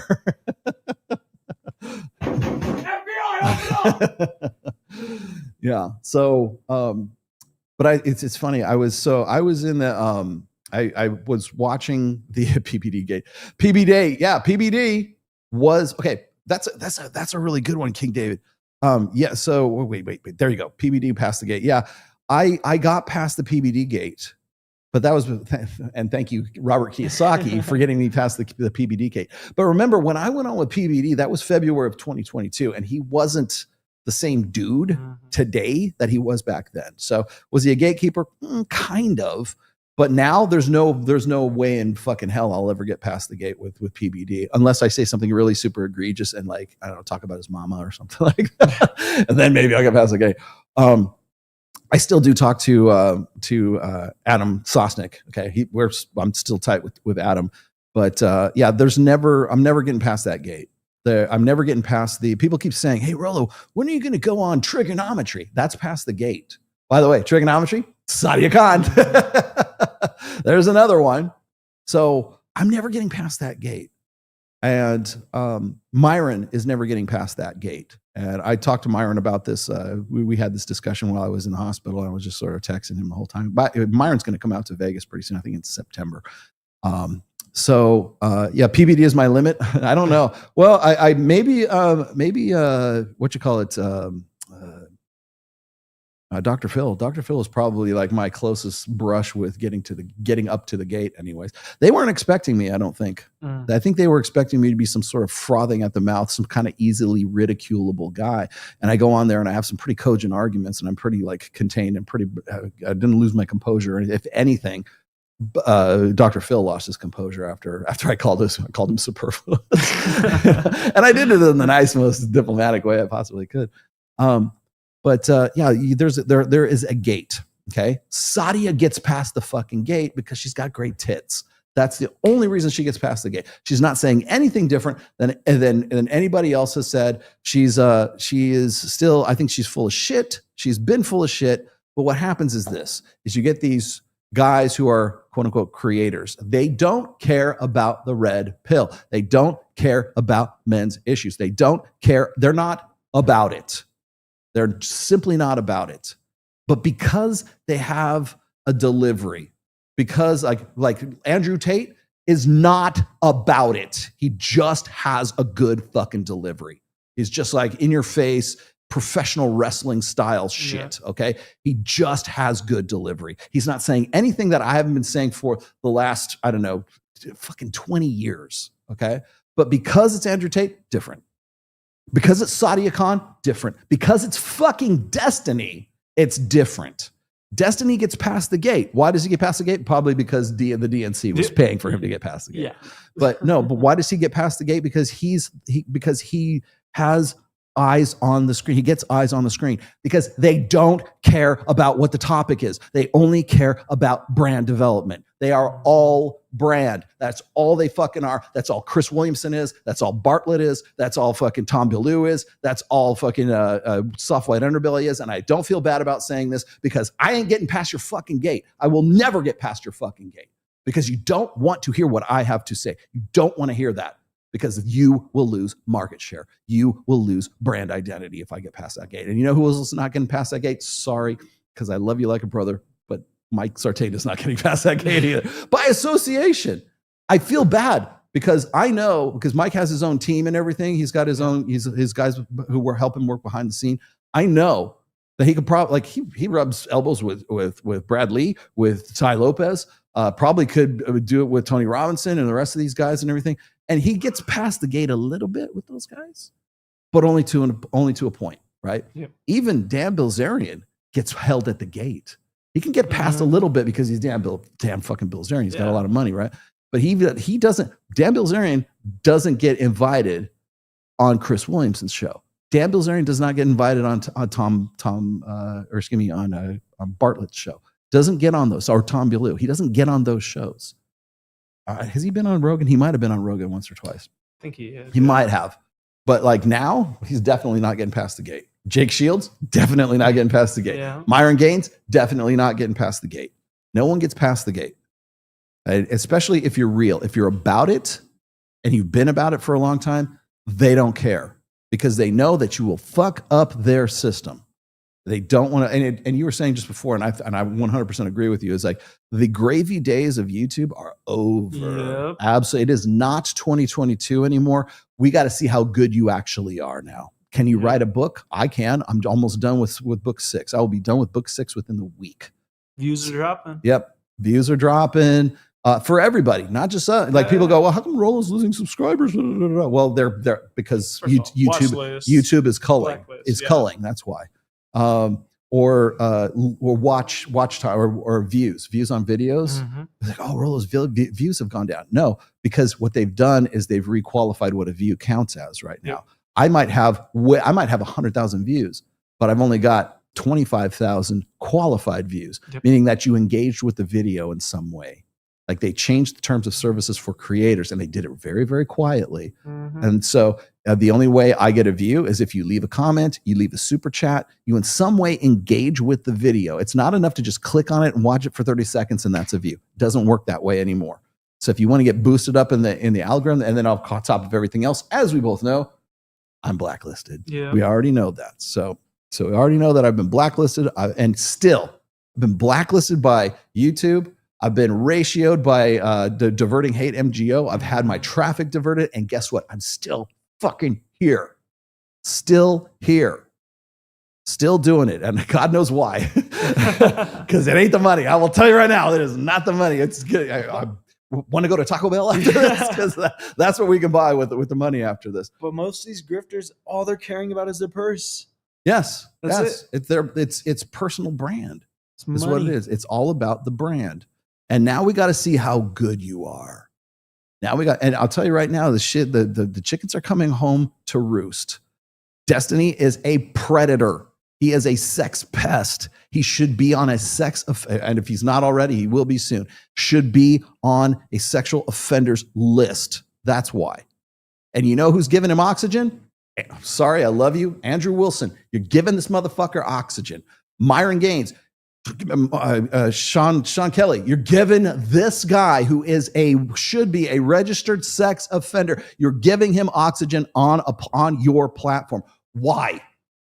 Why? For what? For what reason are you doing this? Do you honestly think that going and having some discussion with him about like Israel or geopolitics or something is going to in any way boost your signal? It's not. He is going to fucking jail. He will go to jail. And if he doesn't, he will definitely be heavily fined by not 1, not 2, not 3, but 4 fucking chicks who have civil suits against this guy right now. The guy is a deviant. So for all the times everybody says, oh, we have all these moral degeneracy and these deviants and da. You got one right on your fucking show. Why are you not calling him out on that? I will tell you right now, you put me on a show with Destiny, or you put me on a show with Sadia Khan, you put me on a show with any of these guys, the first thing out of my mouth is, why am I talking to you? Like, what validity do you have anymore? And I love this shit. Like when I was showing the video of Chris Williamson and the broccoli haircut and everything like that, people go, well, what's he saying that's wrong? He's illegitimate. He's not saying anything that's wrong because everybody has said it before him. That's why. That's what's going on right now. The guy is not legit. He's a talking fucking head. He is not real. He is not about it. He is the gate. He is the gatekeeper. You don't get past the fucking gate. And I'll tell you right now, you know how you get past the gate? You make your own fucking gate. You make your own system. You engineer your own fucking kingdom. You build your own fucking empire. That's what you do. And you stay about it. I was just transparent with you about my medical conditions. I've never been anything but 100% upfront about who I am. One of the reasons why Destiny had to create all this bullshit about me is because he couldn't find any dirt on me. I am that clean. I am who I say I fucking am. He's him. And I'll be happy to tell you whatever the fuck you want to talk about. Warhammer? I'll be talking whatever you want to talk about. Let's talk about Space Marine 2 a year later. Let's talk about Space Marine 2. I will talk about whatever the fuck you want to talk about, and I will be 100% above board because I've been about the red pill. I've never deviated. I've never pivoted. I've never been anything but who the fuck I am and who the fuck I say I am. And we're gonna talk about that here in a second. I got to get to these super chats. Thank you so much for these. Keep it up. Rolo, thank you very much, Anthony Adore. You know what? You get one of those. That's the high. That's the high point. Well, if you can beat $20, you'll get one. You'll get a Don DeMarco. Siege, hey Rolo, great one-on-one with Coral last week. Hope to see more collabs with her. That's in the works actually.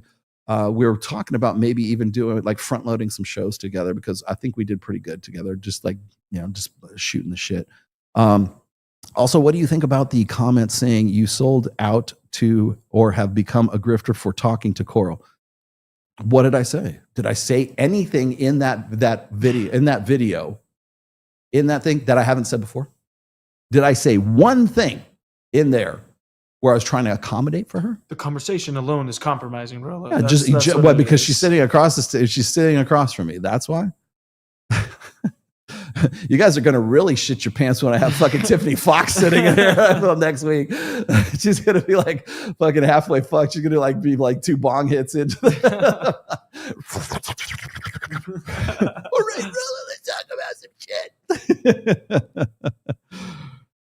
Sold out. Was for what? What did I say that is any different? How did I contradict myself? Please be specific. If you're going to come, like, I'll have that conversation with you. If you want to say, Rolo, you sold out. Okay, where? How did I do so? Please tell me. I would love to know. They won't. They just want to say it because you're talking. He's talking to a girl. He's talking to a girl. It's cooties. For your medical expenses, Rolo, thank you for the €2. Oh, that's right. You have socialized medicine over there. €2 will probably cover everything. Thank you for that. Rolo Tech, Dr. John Sarno. I have no idea who the guy is, but now but I'm sure Sam Bada does, so he'll remind me.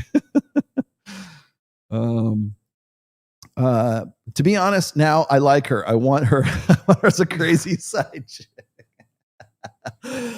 Oh my God. She's not a Christian. Oh, and by the way, I gotta add Andrew Tate to that list because Andrew Tate had some like one-on-one, with her. Boy, did that ever give her some oxygen. If you know what, soft white underbelly, fuck that shit. I'm going over to Andrew Tate. Anna Bay would never. Anna Bay would never. Okay, I don't know who's Anna Bay. Her on soft white underbelly with Orion lately. Look at the comments. This was coming. Yeah, you're probably right. And I'm going to say the next domino to fall is probably going to be Orion Teraband too. I had to point that out, but probably will be. Shit like this, you just got to wait. I've noticed that a lot of times when I've been like on the sharp end of the stick with like someone like Destiny or some shit like that, I can remember it was in 2020, just about a year ago this time. He and Not So Erudite, who, by the way, should also be in jail because she's an accomplice to his crimes now, decided that I had a racist alt account on Twitter. And everybody was doing videos on it and just basically essentially dragging my name through the mud for no other reason than to drag my name through the mud. And I pointed out and proved beyond a reasonable doubt that I do not have an alt. I have never had an alt. I don't have any other alt accounts on Twitter whatsoever. I only have one alt on Instagram. Well, one alt on Instagram, and that's my Access Vegas alt. Well, two, because I also have the Jinx, my band. Those are my two alts on Instagram, but most of the stuff I do on my own. I do it on my account, which was ransomed in 2024 by that motherfucker who like got picked up by the FBI. Yeah, I mean, for what? Because they wanted to create some kind of dirt. And I tell you, in hindsight being 2020. I think the reason that Not So Erudite and Destiny decided to do that is because they wanted to, in some way, drag my name through the dirt because they knew that those fucking leaks were coming out from Kiwi Farms. That's why. And they knew I would talk about it. And I did anyways. And you guys lost anyways. And you're going to jail. And I'm going to laugh my motherfucking ass off when you go to jail. We're going to have a special show when Destiny goes to jail. Well, he might have fun. He might have one? Yeah. No, so he might have fun there. He might have fun there? Yeah. The internet used to be cool. It's moments like this that give me hope again. Funny ass shit. Well, thank you. I'm glad. At least we can be entertaining. And before I get to the next one, the thing that gets me is whenever I do these shows, whenever I talk about shit like this, the first thing, and I will guarantee you it's going to be in the comments. Somebody's going to say this. Rolo, you're just all about gossip. Gossip, yap. Fuck you. It's fucking vindication. It's only gossip when I'm talking shit about talking out of my ass and I don't know what the fuck I'm talking about. And it was gossip right up until the point where Lauren Southern and Destiny and that connection between the two of them was leaked. It's not gossip anymore. That's fucking true. That's vindication. And every time I go and I point something out like Sadia Khan, I'm going to talk about Rob Henderson here in just a moment, but every time I get into a red meat show like I'm in right now, every time I do that, everybody either accuses me of gossip or what do they say? You're just trying to get applause. You just want your flowers. You just Rolo. want your flowers, Rolo. You just want attention. No, bitch. It's funny how vindication sounds a lot like fucking attention, doesn't it? Because you motherfuckers were the ones who were, and I'm not saying everybody in my chat here, but like these guys who were critics, the haters who came at me when all this shit went down. Where are you now? It's fucking crickets. Fucking crickets. When has it been like? So you know what I have to bad do? actors? You know what I have to do? What's that? I have to do a show like this to remind you of your bullshit. And the reason why you want to say you want your flowers, you want your audience, the reason why you say that is because you don't want to deal with the fact that you hated on me for bullshit. And you jump to conclusions. It's all this presumptuousness. And here it is, black and white. I'm reminding you of what you guys were talking about and the shit you gave me and all the crap I had to eat back then. And now, sweet vindication. So I'm rubbing your nose in all that bullshit that you made me eat now. That's what this is. This isn't about flowers. This isn't about, oh, you want recognition. You want this. No, I don't care. There's a lot of people who, even Taylor Burrowes was dealing with this back in 2023. It's not about recognition. It's not about traffic. It's not about audience. It's not about flowers. It's about reminding you, you fucked up. You fucked up. You know what gossip is? Gossip is you giving me bullshit and hating on me back then when you didn't believe it. Now you fucking hear me now, believe me later. Let me now, believe me later. That's why I'm drawing attention to Chris Williamson, Steve Bartlett, all the rest of these guys, all these big accounts who brought this bitch in without doing any kind of due diligence. They did not care. She's a pair of tits. She's saying the right thing. Get her on the fucking show. Same thing with Orion Taraban and Sadia Khan when they were on Soft White Underbelly. Get her on the show. Has she been on Lex Friedman? I will find out. But since when have been calling like bad actors a bad thing? Yeah. Like all I'm doing is telling you, and the reason why they hate it and the reason why you're professionally jealous. I'm not professionally jealous. I'm pointing out that you fucked up a year ago or however long ago it was. I was right about Destiny and Lauren. I was right about the collusion between them and Brittany Venny. I was right about all of that shit. In fact, I was more right than I thought I was because now it turns out Destiny was doing exactly what he was trying to accuse me of in the summer of 2023. Like, where do I want audience participation? Do I want audience participation as a result? No, I don't care. I just want you guys to know I was right back then, and I'm right now. I'm not always right, but I'm not batting 1,000, but I'm pretty up there. I love. The other thing is like I remember what was it? Oh, I forget who the chick was. She was just doing she did the breakdown video of Goob's video, and I was looking in the comments and going, "Well, it looks like Rolo is right." Yeah, but he was just playing on a hunch. Fuck you, playing on a hunch. I did all my homework. You just don't fucking know that. This is why I'm doing this, because of those motherfuckers in the comments saying, "Well, Rolo he went on a feeling." I didn't go on a feeling. I showed you the fucking receipts. I showed you the forged fucking diplomas. Even Dr. Taylor Burrowes backs me up on this, of all people, right? You can lead the horse to water. But what else is there? Like, how do I convince you? How many different ways do I have to say the same fucking thing? Sadia is fleecing the not people. Yes, that's true. Hey, $20. You get one of these for the Rolo Medical Fund. We need you to stay alive until 100. Yes. All right, guys. I'm going to talk about Sadia Khan one more time. Oh, geez. And let me tell you something else. You know what pissed me off the most about all of this? What? All about my medical and my medical shit. I had fucking tickets, floor fucking tickets to fucking Pantera on Friday. And I sold them because I got like, oh man, I'm going to have, I thought I was going to have surgery. I'm like, I better sell these fucking things, right? I sold my tickets. I could have gone. I could have fucking gone. Oh, I'm so pissed on it. And they're right here at T-Mobile. Yeah. I was like, oh, I even had parking passes. I paid $35 for the fucking parking. I did sell the tickets, but oh shit. Yeah. I am who I say. I am what I am. Yes. Thank you. And thank you for that €4, which is better than the €2 for the medical fund. Yes. Pantera tickets. Sorry.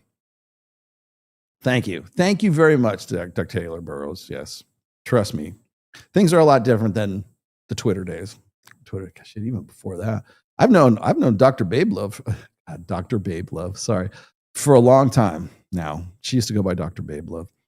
Are you going to go see Megadeth? Are they coming? I'll check right now. Are they coming in? Because I'll go see them. I already saw them. Gosh, I've seen Megadeth. Because this is their last tour.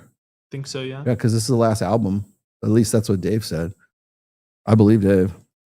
The fact that women like Sadia and Pearl can blow up by parroting red pill talking points means the problem lies with the men. Yeah, you're not wrong about that. So how effective is the manosphere content and the red pill on waking up men? Well, it would be a lot more effective if people like myself and Ryan Stone and a few select other people could get past the fucking gate. It would be way more effective. But no, Rolo's professionally jealous of Pearl. No, the fuck I'm not. She's been drawing from my material for her entire fucking career. You want to rebrand the narrative? Oh, yeah. Well, I'm glad you brought that up because that's a great segue into the next thing that I'm going to talk about. But before I talk about that, I'm going to make the announcement right now because where are we at? 136. Okay. I'll make this announcement really quickly here. On Wednesday, we're going to do Access Vegas. Okay. We're going to be a little bit different. It's going to be it'll be here, right here in this show. But we are going to have the CBS News crew in here against Mike's better judgment too, I'm sure. We have been going back and forth with these guys for a while. I did a pre-interview with them, like a preliminary to see if they wanted to talk to me, and they definitely wanted to talk to me after that, right? But I'm not doing any interviews with mainstream media that I don't have some degree of control over. So I was like, and I know this for a fact, they've already talked to Myron and Fresh. I don't know who else they've talked to. They might have talked to Pearl. They might have talked to some other people. Who knows? Probably Andrew Tate. But CBS is doing a State of the Manosphere, State of Masculinity documentary. Who knows what the fuck it is, right? It's not the first one. I did another one for the one that I shot in the Camaro back in 2023 or 2024. And that has not seen the light of day yet. So who knows? I'm not very confident about mainstream media when it comes to shit like this because they'll shoot it now and they'll play it like a year later when it has absolutely no relevancy whatsoever. Yeah. So I'm a little sketchy about even like people who I know. I'm like, yeah, I'll do it for you. When's it going to be who's the distributor? Oh, we're going to shop it to Netflix. Pass. Only because I know it'll never see the light of day. If you can convince me that it'll see the light of day, I'll probably do it for you. But Mike and I both did a documentary with forget the name of it, Rock something media. I can't remember. But they're doing a full. I showed you guys the trailer for it. The trailer's out. It's the video's done. I have not seen or heard anything about it since then. And quite honestly, maybe they're waiting for the right time. But I think the right time would have been when Adolescence came out. But crickets, nothing. But anyway, so CBS is going to come in here. We're going to have the CBS News crew in this studio. Can't even believe I'm saying this. We're going to have the CBS News crew in here to video an episode of Access Vegas. That seemed like a good compromise with these guys because it was the only way we could have a recording of it because obviously we've got multiple cameras in here. And we'll have the girls on. We're going to like Mike and I still have to Mike, call me. We still have to discuss who we're going to have. We're going to hand select the girls for this one. Like it's got to be like, we need the smart ones. Yeah. we need the entrepreneurs. We need the real estate agents. I mean, the porn star, okay, OnlyFans girl, okay, but you got to have some. The nurse. Yeah, like I would love to have Lindsay on the show. She's smart as fuck. But we got to have the right girls on for this show. So, but it was the only way we could do this where we still were recording it ourselves. And so, if anybody wants to see what was actually said and what was going on the show. Yeah. then it's already documented and it's already recorded as part of the live stream. I'm also going to point this out. Maya, I would love, she would be top of my fucking list. Trust me, I would like nothing better than to have Maya right next to me the whole time, because you know I love me some Maya. But and she's smart as fuck too, right? She's sexy and smart. That's what we're looking for at this point. Oh, God, that was a good idea. I wonder if I could get her, fly her out here real quick. Megadeth's tour. Mm-hmm. It's only in Europe right now. The last show is on October 28th in Glasgow, in Scotland. And then they'll probably take off, and then probably next year they'll come around. They got to do a U.S. tour. If it's their last tour, year, they got to do it. If they come to the U.S., if they come to Vegas, I'll go see them. Shit, if they get as close as like L.A., I might go see them. If it's the last one, I've seen Megadeth so many times. I have seen Megadeth since what, Killing Is My Business. Like I've seen them since like the early 80s. Damn, they've been on tour for years. Yeah.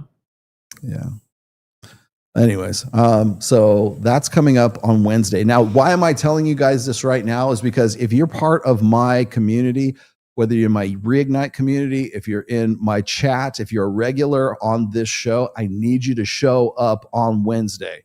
I need you to ask questions from Tiffany Fox. Tiffany Fox is probably the last. She asked me, by the way, she wants to be on the show. She really wants to be on that show.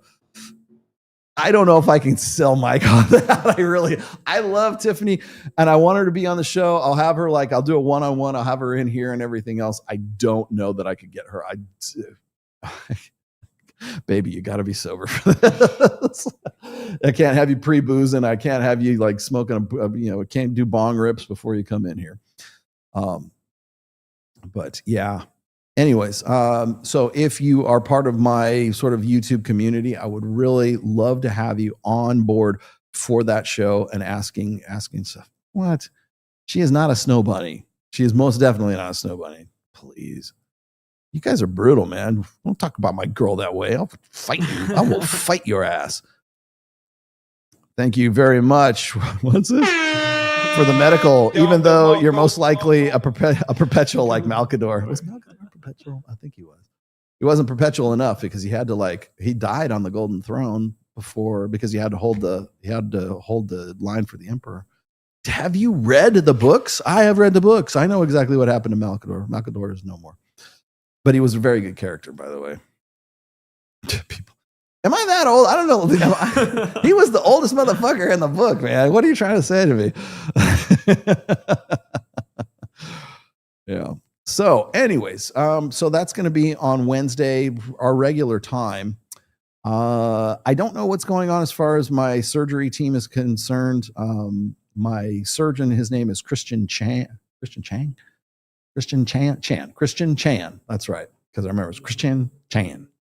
And then and there's like a whole full up surgery team. I guess he's the lead. So I'm going to see my good friend, Dr. Chan, on the 18th of September. So we'll see when and where I'll be getting a surgery.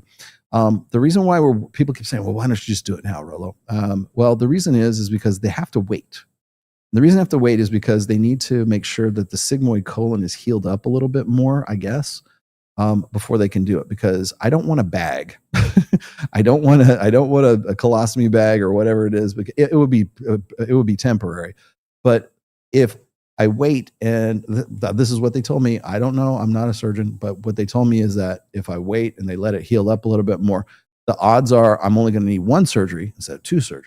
And I'm okay with that. So I would much rather pay for one surgery instead. So really, motherfucker. So anyways, Christian Chan. Yes, Chris Chan. Yes. Yeah, Sadia Khan, I think, is pretty much done.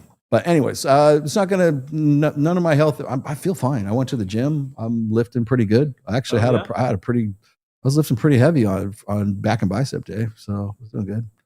The only thing I can't do, or I'm like sketchy to do, is like abs. Because I don't want to like squeeze the wrong way and fuck something up. So like I can do leg lifts, but I can't do like crunches right now. I probably could, but I don't. Because I just don't want to tempt fate. But everything else I can do. I can lift. I haven't done squat. I've been staying away from squats because that kind of has that motion that might fuck things up. But there's other ways to work your legs that don't require a squat. Yep. So I'm doing that. Yes, I don't skip leg day. Shut the fuck up. You mean third chest? It's the first. It's funny. Is like it's funny. Third chest day. Yes, we've had 2 chest days, but what about third chest day? That's revolutionary. Revolution, yes. Oh God, it's funny. It's like Dr. Todd Lee's like he's like, you know what? You can you could work out the same body part 3 times a week. Like, what? He's like, yeah. I mean, it all depends on the volume you're doing. Yeah, the volume you're doing and what your rest intervals and stuff like that. I was like, how about twice? I would do two chests per week if I could. Do Rich Piana's He doesn't. I don't think arms. Todd really. Maybe I shouldn't quote him, but I don't think Todd believes in rest days. Master on and no rest days. Fuck yeah. Anyways, I work every body part 3 times a week. Yeah. The fuck you do? What do you do? Wait. Let me guess. CrossFit? Full bodies are pretty good. Full bodies, yeah. It could be. It could be a thing. So I thought this was pretty interesting because I've never been talked about by, like, if you guys know who Rob Henderson is, I showed you one of Rob's videos in the beginning of the intro videos here. I got some other ones I want to respond to too.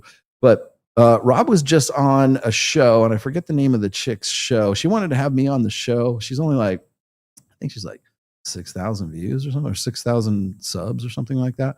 So this is like a very kind of low-key show that he's on, just to give you a heads up. But he did mention me by name in one of these videos, and I feel like I was treated unfairly.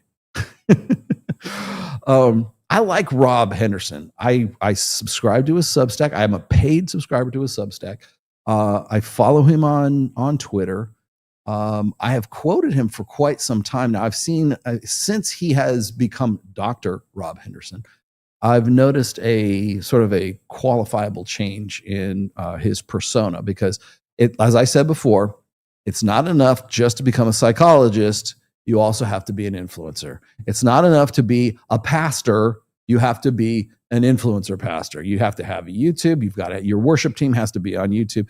Your sermons have to be on YouTube. You have to have a blog. You have to have Twitter. You have to have Instagram. You have to be available 24/7. It's not enough to just be a psychologist, a pastor, a rock star.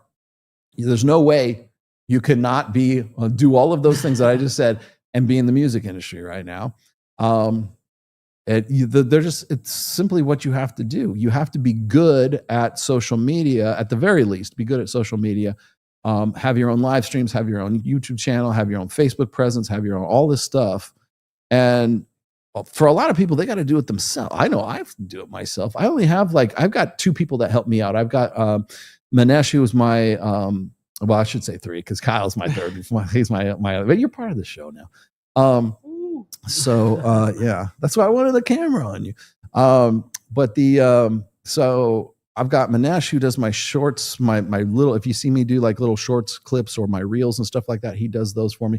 And then I've got Nick, who does my clips channel. Those are really the only 2 guys I have working for me besides my Reignite team, which is something that is of a separate entity. So they're helping. But as far as my brand, my personal brand, the Rollo Tomasi Rational Male brand, it's me, Kyle, Manesh, and Nick. That's it. Just us 3. We're just flying by the seat of our pants. Could we be doing a lot more? Probably. But again, this is just something that we have to do, and I try to maintain a good level of integrity. And by the way, I haven't thanked them in a long time. Thank you, Nick, and thank you, Manesh, and thank you, Kyle, for being part of all of this stuff. Because without you guys, I wouldn't be up to where I'm at right now. That's for sure. And then I'm an author. Reignite is my thing. If you guys, here, I'll give you the plug for Reignite right now. If you want to be part of a great community, and a very healthy, very vibrant, very good, solid group of guys right now.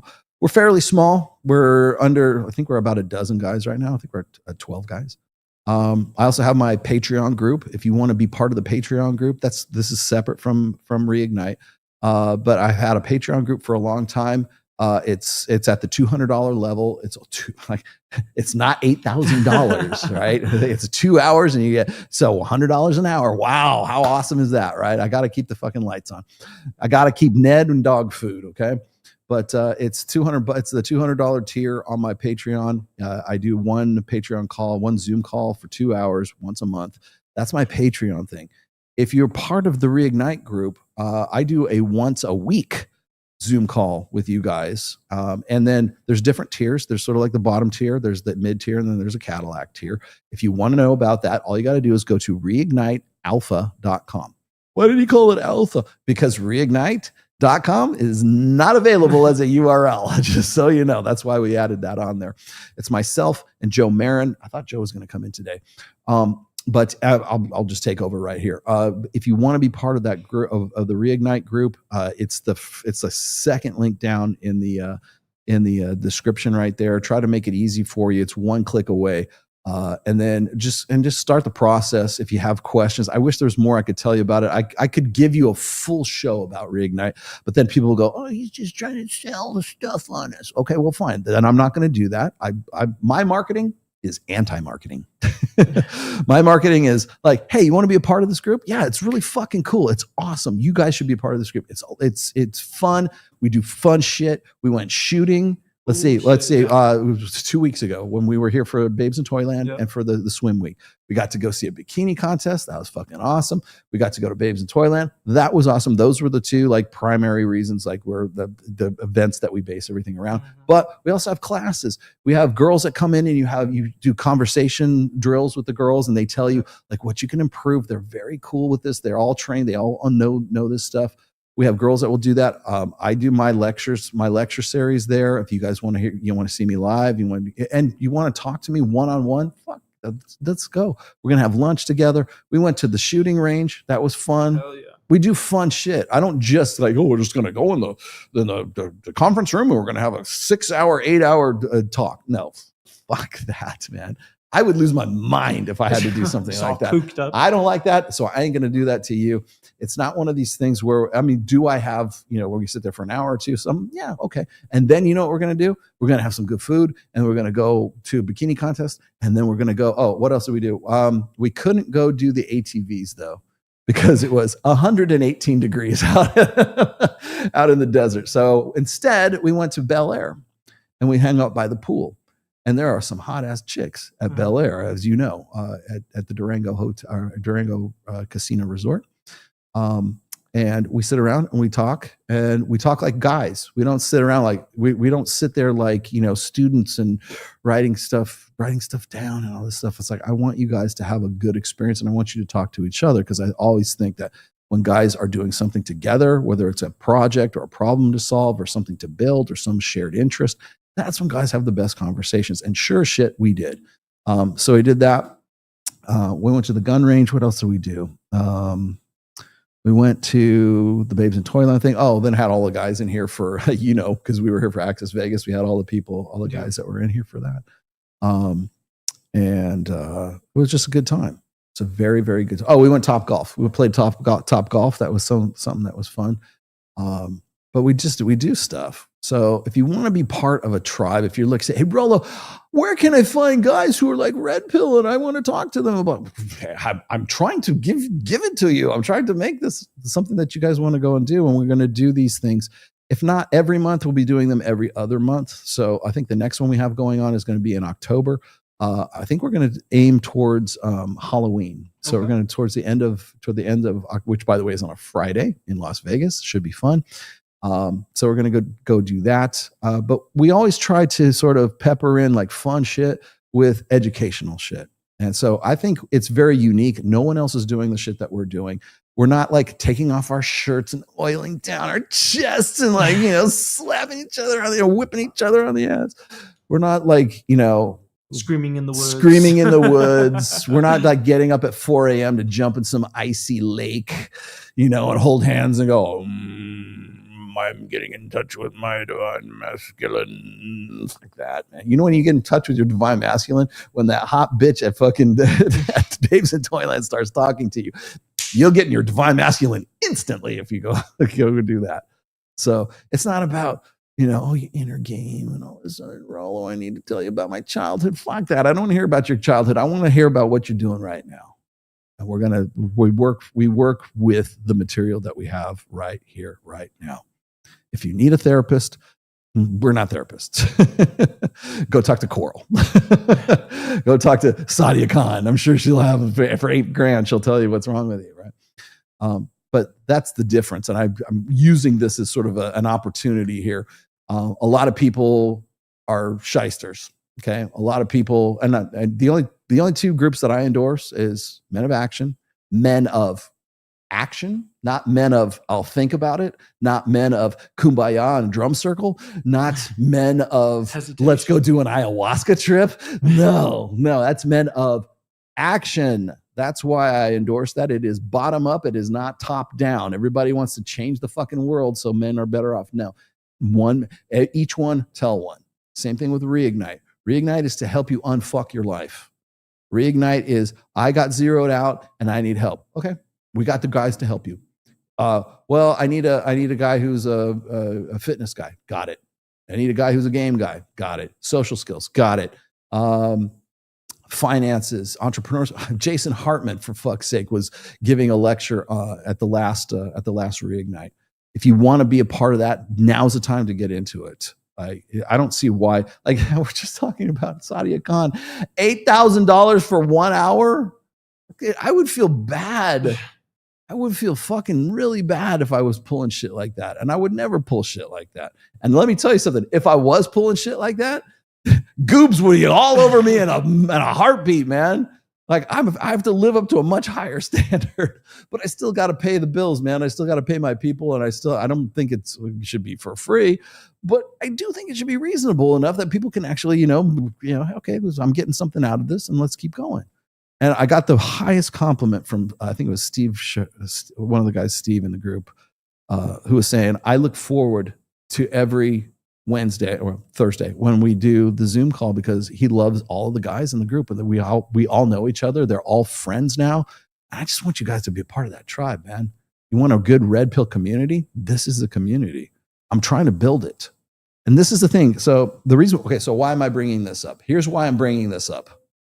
Because I post every now and then I'll see something from, it's usually some tradcon woman, like trad femme, right? Or it's Richard Reeves. Richard Reeves will start talking about, well, we really need to do more about men's mental health. Okay, what? What are you doing, Rich? I love that. Oh, the crisis of masculinity is not something new. Remember back in, I don't know, the 1910s, the 19-teens, the 1920s, and we had this trouble with men running around not knowing what to do. We had, juvenile delinquency.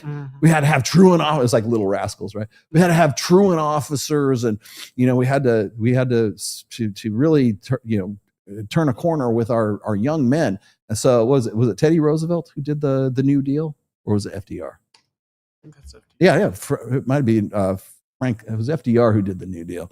But as a result of it, Boys Club, YMCA, and the Boy Scouts. And of course, Richard Reeves is talking about what happened to those organizations like the YMCA and the Boy Scouts. It was FDR. Yeah. FDR, yeah, New Deal. Like, yeah. Rich, do you really want to know what happened to the Boy Scouts? Because I'll tell you what happened to the Boy Scouts if you really want to have that conversation, right? And so, but what he's lamenting is people not doing something. And we have systematically destroyed male spaces since the sexual revolution, really, since the mid to late 60s. And of course, one of those casualties was the Boy Scouts. There are no Scouts anymore, period. In fact, they couldn't even call them Boy Scouts for a while. They just had to call them Scouts. There were female Girl Scouts and there were Boy Scouts, but there were no boys in the Girl Scouts, which, by the way, Girl Scouts, still a thing, still going, still sexually gender exclusive. Wasn't so for the Boy Scouts, dead. The organization is gone because we can't allow men or boys to organize in any meaningful fashion anymore. And that's where all of this comes down to. So when people go, well, we really need more male teachers. How are you going to do it? Okay, I agree. What's your fucking plan? No fucking plan. We're just going to raise awareness for who? Who's going to go and say, you know what? We really need to make teaching really sexy for guys. We need like hot bitches to fuck guys who get into the teaching career. You know, we need to make it so fun. You're a teacher? Fuck yeah, I'm getting wet right now. Like that's what has to happen. Or that guy has to make a shit ton of money, or has to be something that is in any way some kind of a draw for men. Because right now, teaching is dead for men. Because actually, the only way you men get into teaching is, let's see, science, STEM fields, coaching, and administration. So you can be a principal or whatever. You can be a school administrator, but that's the end of the line for you, because you're walking on eggshells. You're stepping into a gynocentric, a very gynocentric organization, which is public education, at least in the United States, public education. 77 to 80%, somewhere around there, of your teachers from kindergarten all the way up into your graduate school are going to be female in the United States. How do you change that? I don't know. I'm just going to talk about it. Well, what the fuck are you doing? Well, I'll tell you what the fuck I'm doing. I have Reignite. I'm here. I've got boots on the ground. I talk to guys. We're organizing. We're putting shit together. Same thing with Men of Action. Same thing with Mike Sartain. He's doing it with a little bit younger demographic. I'm got the older demographic, right? We're doing shit.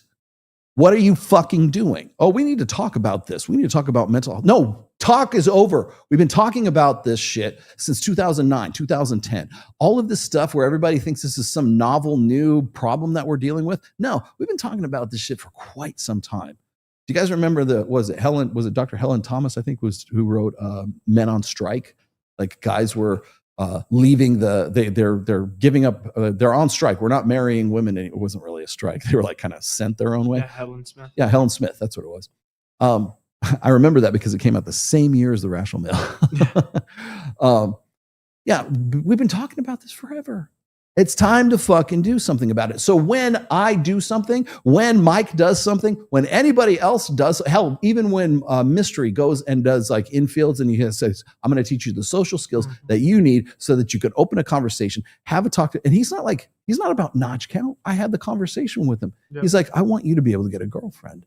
And most of these guys, they're not there I wonder how many chicks I measure my self-worth by how many chicks I could fuck. That's not it. They want a second date. Yeah. They want a kiss. Different outcome. They're 30 years old and they're still virgins because they have never had those social skills arranged or worked for them and taught to them in any meaningful fashion. And now here we're doing this.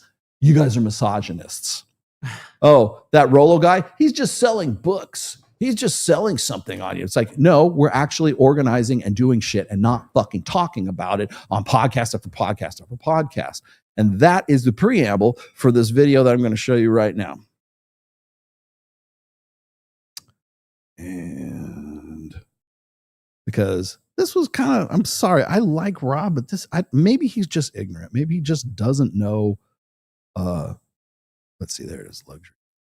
Maybe he just doesn't know any better. The birth rate stays the same in South Korea for every 100. Okay, so this was him. I forget the chick's name. I got to fast forward this up to the 11-minute mark. It's right about here. And I forget the girl's name. I should probably go look this up because I want to give her credit.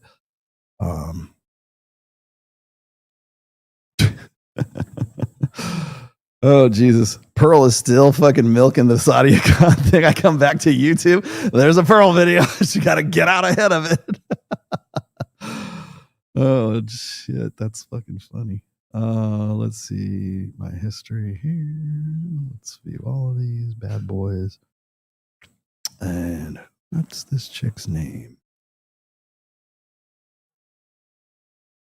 Oh, there it is. Okay. It's on... okay, here it is. It's called The Unspeakable with Megan Dom.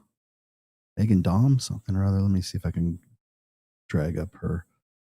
With Megan Dom, D-A-U-M. The Unspeakable with Megan Dom. Want to see it? Nah, it's okay. Anyways, the chick here who's the interviewer here, her name is Megan Dom. Her channel is not even 6,000 subscribers yet. She's got 164. She's got some guys on here. But Rob was one of them, and this was the conversation that they were having.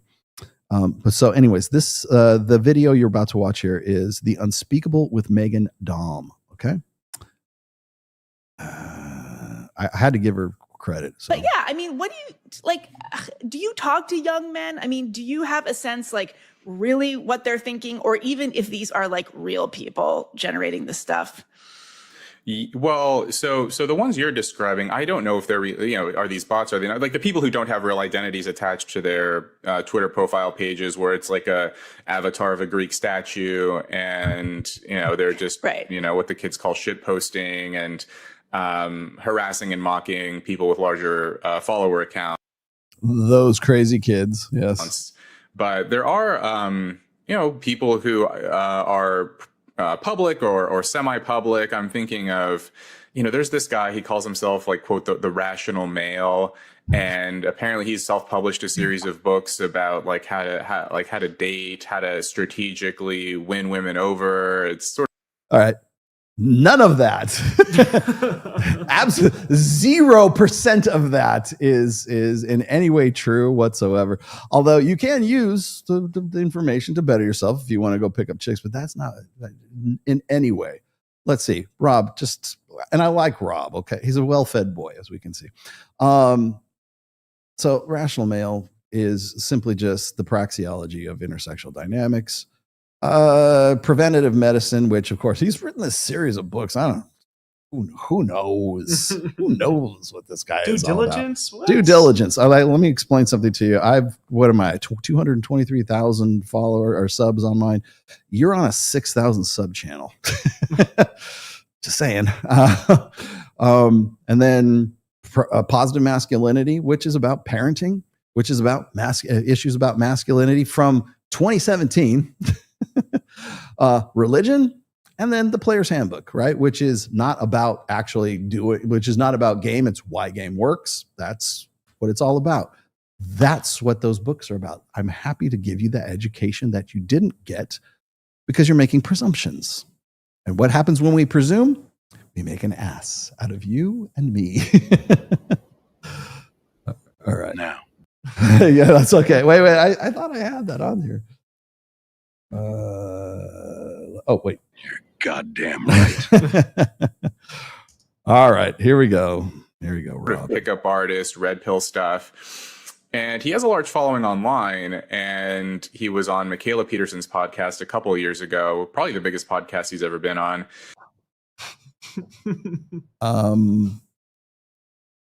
My podcast is bigger than hers. This is the biggest podcast I've ever been on. Which, by the way, Rob, you're invited to come on. In fact, Rob, I'm going to change your mind. I'm not going to be. I could be such a fucking dick right now. The openings are there. Like there's this devil on this side of this. Don't do it, Rollo. Don't try it. Don't try it. Yeah, fuck him up, kick his ass, Rollo. No, don't do it.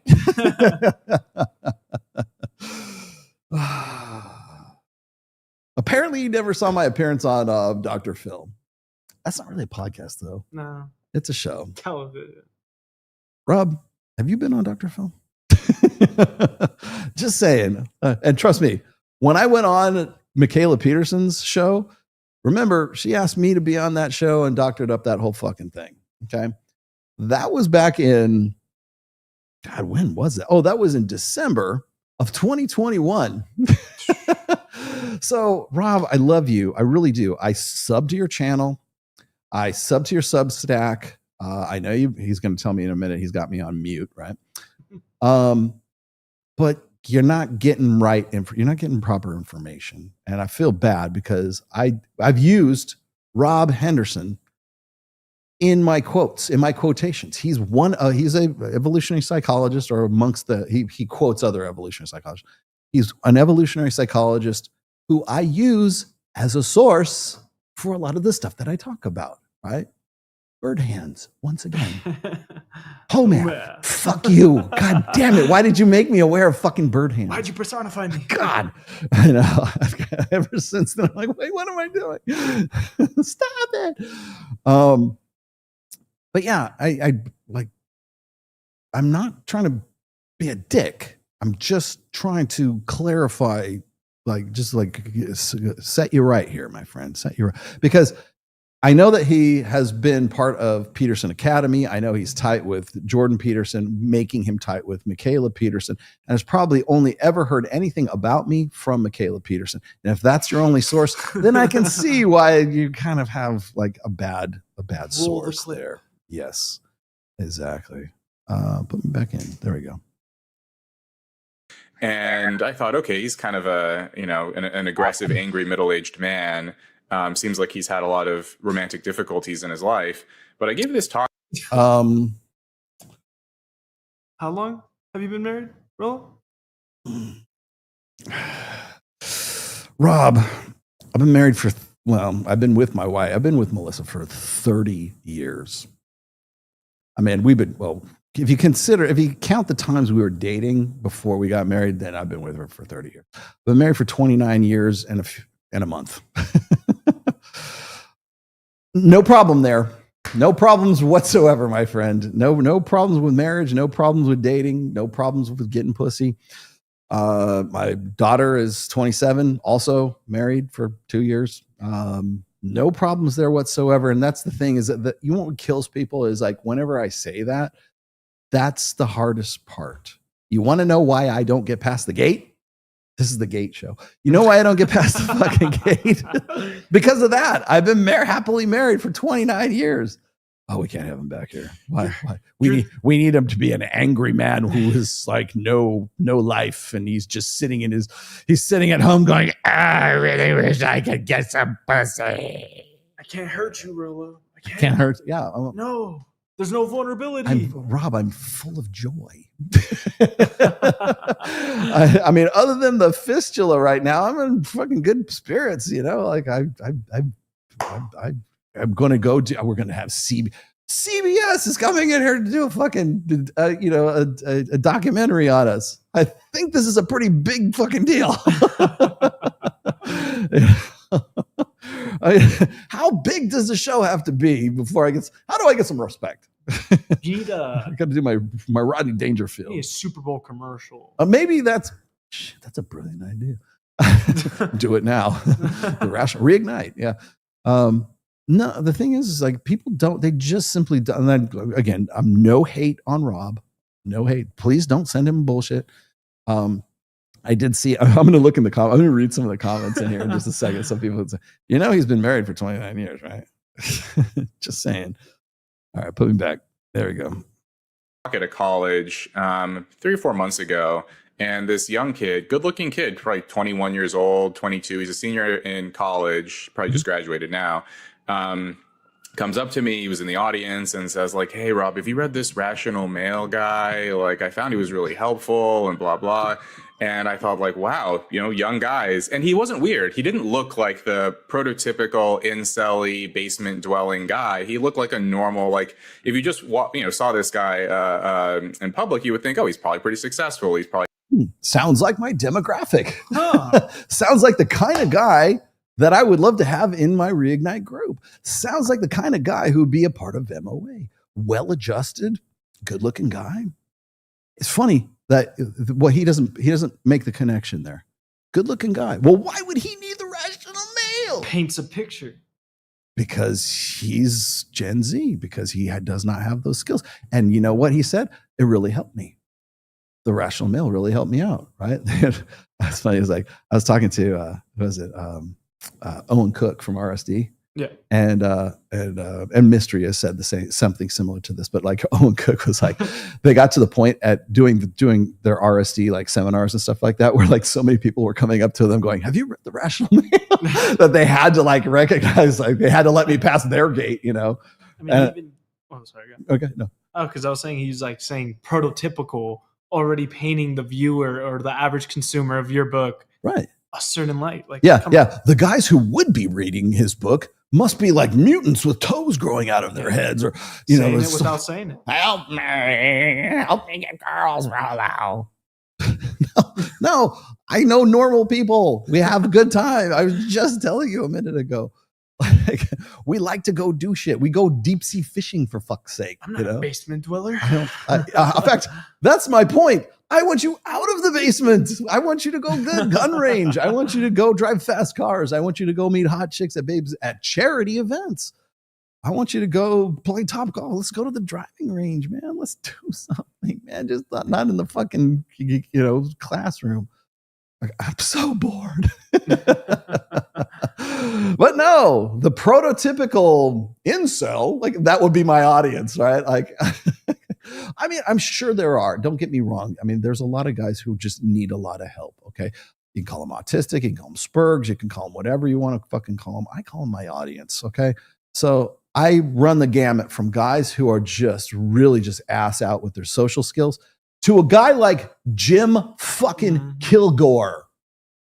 Jim Kilgore. Silver Fox. Commercial pilot Jim Kilgore read my book and it helped him. And guess what? He was part of Reignite. He was part of our crew. He was part of like me and still one of my best friends. Hell, I drove his happy ass in the Camaro to the pink party when we went to the Mondrian that one time. Haven't heard from him in a little while. Well, I hear from him on Instagram. He DMs me all the time, but haven't seen him in a while because he's got a chick. He's got a regular piece of ass right now who is like flies out to meet him for like, I want to sell him out. You want me to sell him out? I'll sell him out real quick. He had this because he's a pilot, right? He had this one layover. He had to be in I think he had to be in Texas or something like that. And it was on his birthday. And he was staying at like some hotel for like a day or two so that he could like get his schedule so he could get on the plane that you're supposed to fly, whatever. Yeah. So he's there. His chick flew from Stamford, Connecticut to Texas or whatever, Austin, wherever the fuck they were, goes in, gets into the room, like puts all this birthday shit everywhere, like cards and balloons and I don't know, throws rose petals. He sends me the video. He's like, this is what she did. Ooh, hell yeah. Rob, does that sound like the basement dweller that you suspect of my audience? Like, it's so much more than that. But you have to build your brand. This is just brand building. Please don't do it at the expense of being ignorant. I like you well enough that I don't want this to be something that is like your perception of me is developed based on the opinion of one dumb autistic bitch, right? Yep. Is based on fucking what's Michaela Peterson. Michaela Peterson, daughter of Jordan Peterson. Let's see. Would you like to compare my daughter with Jordan Peterson's daughter? Because I'll tell you right now, my daughter did not have a child out of wedlock, has not been divorced, did not petition her Instagram audience to find a babysitter in Miami so she could go party, that kind of stuff. Yeah, I'll be happy to show you the receipts for that too, because I still have the reels for that. I still have the screenshots from the reels for that. Like, what's funny to me is like Michaela Peterson is the polar opposite of what Jordan Peterson has been preaching for the longest time. It's like, you got to make, if you're a mother, you've got to make a distinction. You've got to make a choice between your career or being a mother. And you know what? His daughter is flies in the face of everything he's ever said. Right? Yeah. Me, my wife, my daughter's married. She got a new job. I'm not going to tell you where, but she's gainfully employed. She's got a great husband. Ooh. She has a good life. Right. And no kids yet. No, I'm not believe it or not, I'm not he's a grandpa. I'm not a grandpa. Seriously. I am not a grandfather. I have no grandchildren whatsoever. Senior role. She has a dog. So technically I'm a grand dogger, dog grandfather. But I have very well-adjusted, very happy, like by all intents and purposes, a very well-adjusted lifestyle. So I hate to blow that impression for you, but there you go. Pretty happy as far as a 21-year-old guy would go, how you would perceive them. How shocking. And so I think there is this crossover now. When I talk to young guys, they will reference some of these writings. They'll send me tweets or ask me questions about this stuff, and I think it makes sense what you said earlier. Like, Jordan Peterson filled this void for a lot of guys who maybe weren't getting that much advice from. No, he actually didn't. He filled the void that Jordan Peterson filled, and by the way, only filled from 2017 to about 2019 when he flamed out. with his benzodiazepine addiction. Rollo Tomassi never had a Benny's, never had a Benny addiction, right? In fact, I have not had a drink. I've not had alcohol since December 27th, 2017, when I decided to get serious about writing the 4th fucking book. And I worked in wine and spirits that whole time too. So your boy Jordan Peterson is not probably the poster boy for positive masculinity that you think he's all about. The guy is just basically baffled garble. And here's a book. I'm going to suggest. People say, "What, Rollo? Give us a book suggestion." I'm going to give you a great book suggestion about Jordan Peterson. Here it is. It's called Jordanetics. It's by Vox Day. Pick that book up, Rob, and read that, and see if you have the same opinion of Jordan Peterson after you read that.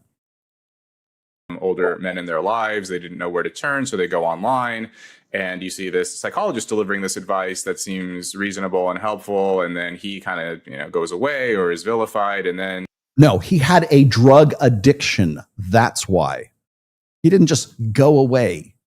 He had a drug addiction, and is still crying on frickin' Pierce Morgan when he's off his meds. I don't think Jordan Peterson is all that great a role model or a father figure for these guys. The guy who got fucking worked on Jubilee by all these Gen Z kids, definitely not the kind of guy that you want to have as a father figure. I'm not saying I'm the dude. I'm not saying I'm you look at me, I'll be your daddy. Trust me, I don't want to be your daddy, okay? I just want to give you education and information. I'll be your professor, but I'm not going to be your fucking dad, okay? They're trying to, guys are trying to find like the more potent, more extreme, more radical, more interesting, the arcane knowledge that they're not getting from the mainstream. And then I think they often go a little too far with it. And am I radical? They're trying to paint you as radical. Am I was that over the top? I never can tell. And maybe that is also, helps to explain why we're seeing the growing divide in politics and dating and everything else. Right. So, okay, I have seen Rational Male on X. I have not. I have not. Done any kind of. I have not dived into his work, but I mean, we don't have to. I'm happy to talk to you, even though I'm used to really small podcasts. It's probably the biggest, that was the biggest one I've ever gone on. So like, if you'd be happy to throw me a bone here, I would love to go. Maybe I should have him on the podcast if he'll come on. We don't have to get too far in the weeds, but like, what kind of advice does he give? I'm just curious. Do you know? No. Well, I muted him on Twitter a long time ago. So I guess you don't know what the fuck you're talking about, right? So everything you've said up to this point, meaningless, completely fucking just invalidated with one statement. I don't know. I muted him a long time ago. So where are you getting your information from? How do you know everything that you said right up until that point? How do you know that that's true? You don't. Either that or you're just trusting Michaela Peterson or whoever from Peterson University or whatever. They're the ones that are giving you this information. Why don't you just fucking talk to me?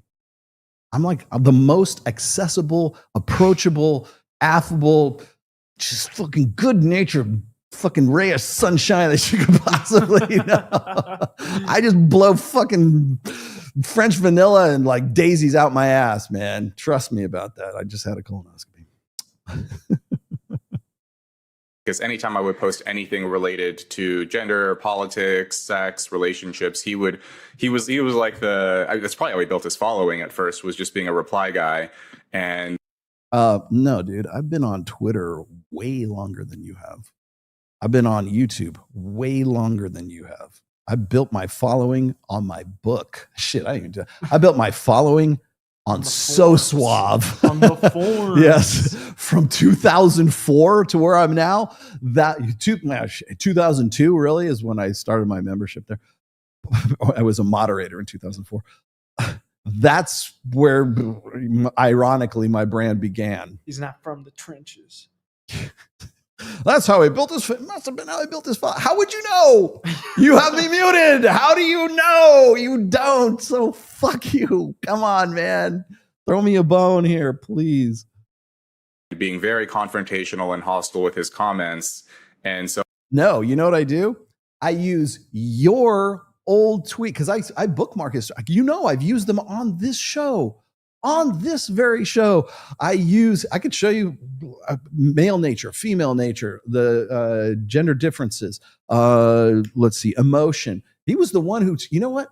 Rob, you're the one that turned me on to that book, Positive Evolutionary Psychology. And I can't remember who the name of the authors are of it, but I've used the quote that he used about how happiness is a proximate goal and not an ultimate, or a proximate outcome and not an ultimate outcome.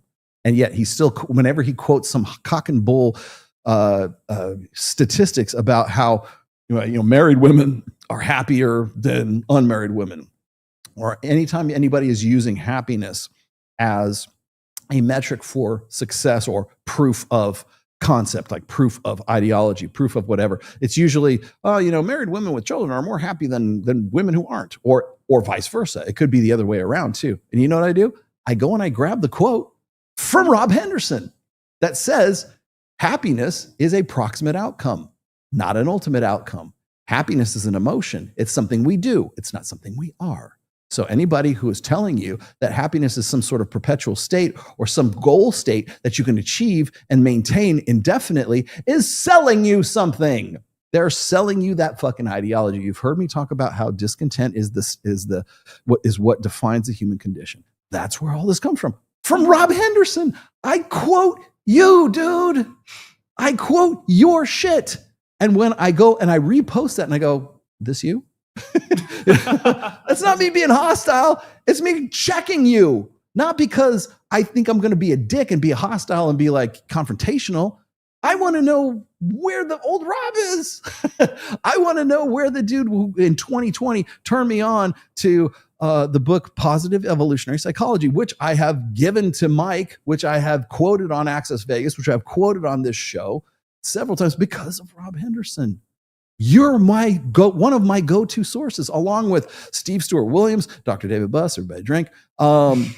With I'm trying to think who else. He's one. Rolf Dengen, David Schmidt, who was a contemporary for David Buss. Certainly Marty Hazelton, God Sod, all the rest of these guys. I'm quoting guys that you quote. That in some cases I discovered because of you. Like, I'm not being an asshole. I'm just saying it's this you. That's all I'm saying. I'm not being a dick. And I'm using your material to check you. That's all. I'm using Rob Henderson of 2020 to check Robert Henderson of 2025. That's all I'm doing. I've done the same thing with Jordan Peterson too, by the way. It's like I'll use his old videos and say, this doesn't gel with the guy who said this in 2020. And we have the ability to do that now because social media, because internet. The internet never forgets, and Lord knows Rollo Tomasi doesn't either. So I muted him. But from what I understand, he will say like, there's this long-running conflict with men and women, and either you get what you want or she gets what she wants, and he'll... Nothing could be further from the truth. What have I said in the past? That men and women are better together than we are apart. We're innate, evolved complements to one another. In fact, I get in trouble with black pill doomers and MGTOWs and MRAs alike whenever I say something like that. We are evolved complements to one another. But because you muted me, how the fuck do you know? He even said it again. How do you know what you're fucking talking about if you don't know what you're fucking talking about? Like, literally don't know what you're talking about. Overinterpret findings from evolutionary psychology and twist them into something that fits with his agenda. Those stats and those research and that data come from you. Come from guys that you quote, come from Steve Stewart Williams, come from David Buss, come from Rolf Dengen. And if you would unmute me, we could have a conversation about it. Yeah. Agenda. Yeah. we could have this conversation civilly. I would love to have him on. Fuck, I really wish he would, because I have followed him for quite some time. And like, as you know, I've used his maybe not his personal data. You know what's funny is Mac and Murphy does more like actual research than Rob Henderson does. There's another one, Mac Murphy. But then it's like the thing that gets me is like then you've got like Sadia Khan. And people are taking her fucking word as gospel. But this dude who mutes me wants to tell everybody everything he knows about me. It's kind of like it's kind of like that time when I was on with Jedediah Bila, when she used to hate the red pill. Yeah. And she was like, well, you know, I don't know anything about Myron and Fresh, but let me, for the next 45 minutes, tell you everything about everything that's wrong with Fresh and Fit. I'm like, how the fuck do you know? You don't watch the show. Like, quote something. Tell me something. I love it when people go, those red pill guys always say X, Y, and Z. Okay, who said this? And what is X, Y, and Z? Like, who said this? What was the content? And you know what? Every time you go and I'm at the point right now where it's like, I'm turning into Eric Clary. I swear to God, I'm turning into Eric Clary. Like, I'm just like, who said this? That's all I say. I'm not a dick about it. I'm just like, who said this? Who are you quoting? Crickets. No fucking nothing whatsoever. And you know why? Because those are just brands.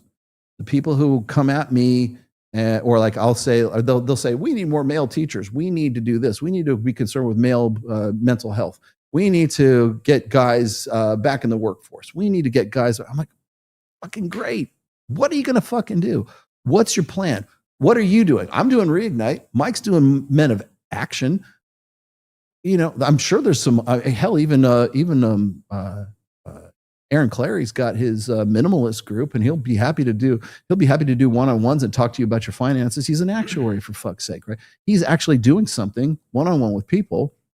Meanwhile, Sadia Khan is charging $8,000 for this shit and pretending to be red pill or pretending to be somebody who's going to help you unfuck your life.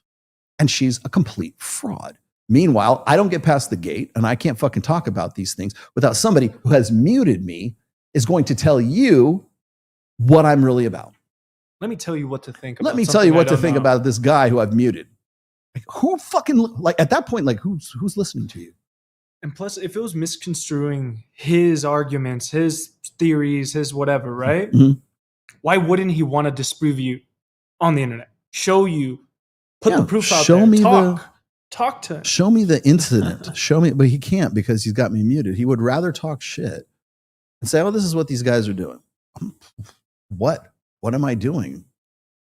Talking to people, having conversations, running my own group, doing this show for freaking, you know, my medical fund, which is I'm going to die. Thank you very much.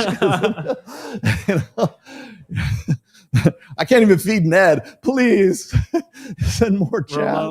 Send more super chats. We gotta it's time for the wall and the Camaro. Yes, it's time for the wall and the Camaro. Yes, don't make me take the Camaro out of the wall just yet. I'm gonna sell the 300, man. I've just decided I'm gonna sell the 300. I hate that. It's gonna kill me to do that, but I don't drive it. Got to keep the plate at least. They want $250 for that parking slip. Fuck, God, man, throw me a bone here. So, anyways, but yeah, it's like, how do you know this? How? You've said twice, I muted him. But here, let me tell you for the next 45 minutes, we'll roll. Who the fuck is listening to this motherfucker? And I think that's disappointing too. Like I was in San Francisco last year. I hosted this. What's disappointing is you won't talk to me. Happy hour meetup thing. And this young woman comes up to me and she says, you know, Rob, sometimes you talk about evolutionary psychology on your Substack, but isn't that stuff like kind of nonsense where like, it's like women are like this and men are like that. And it completely ignores the nuance. And I think, well, I asked her, where are you getting your evolutionary psychology information? And she says, oh, you know, I'll scroll on Instagram or Twitter or whatever. And I'm like, that's not evolutionary.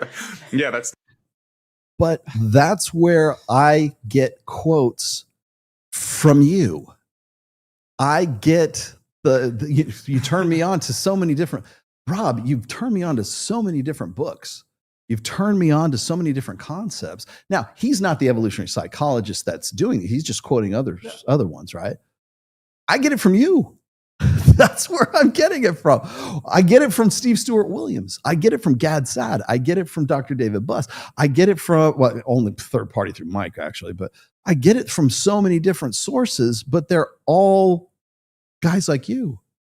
They're all Mac and Murphy. Like, I've given Mac and Murphy shit, and I will continue to give Mac and Murphy shit. But you know what? He is, at very least, a research psychologist and doing the fucking work, and has got his fucking feet on the ground, right? He's got his boots on the ground. I've quoted his stuff. I've challenged him on some things, and I have accepted some of it. I've actually gone with some of his opinions before, too. I'm not saying he's my best fucking friend, and probably unlikely to be in the future, but I like the guy well enough that like I can at least say, okay, I can be impartial on all of this. But Rob, 90%, a good percentage of the stuff that I like talk about, or the stuff that backs up sort of concepts from the red pill from ages ago, I get from you, from my subscription to your Substack, from my following. And I mean, half of my bookmarks on Twitter are from Rob Henderson. I get them from you. So why is this like, you know why? Because I don't have you muted.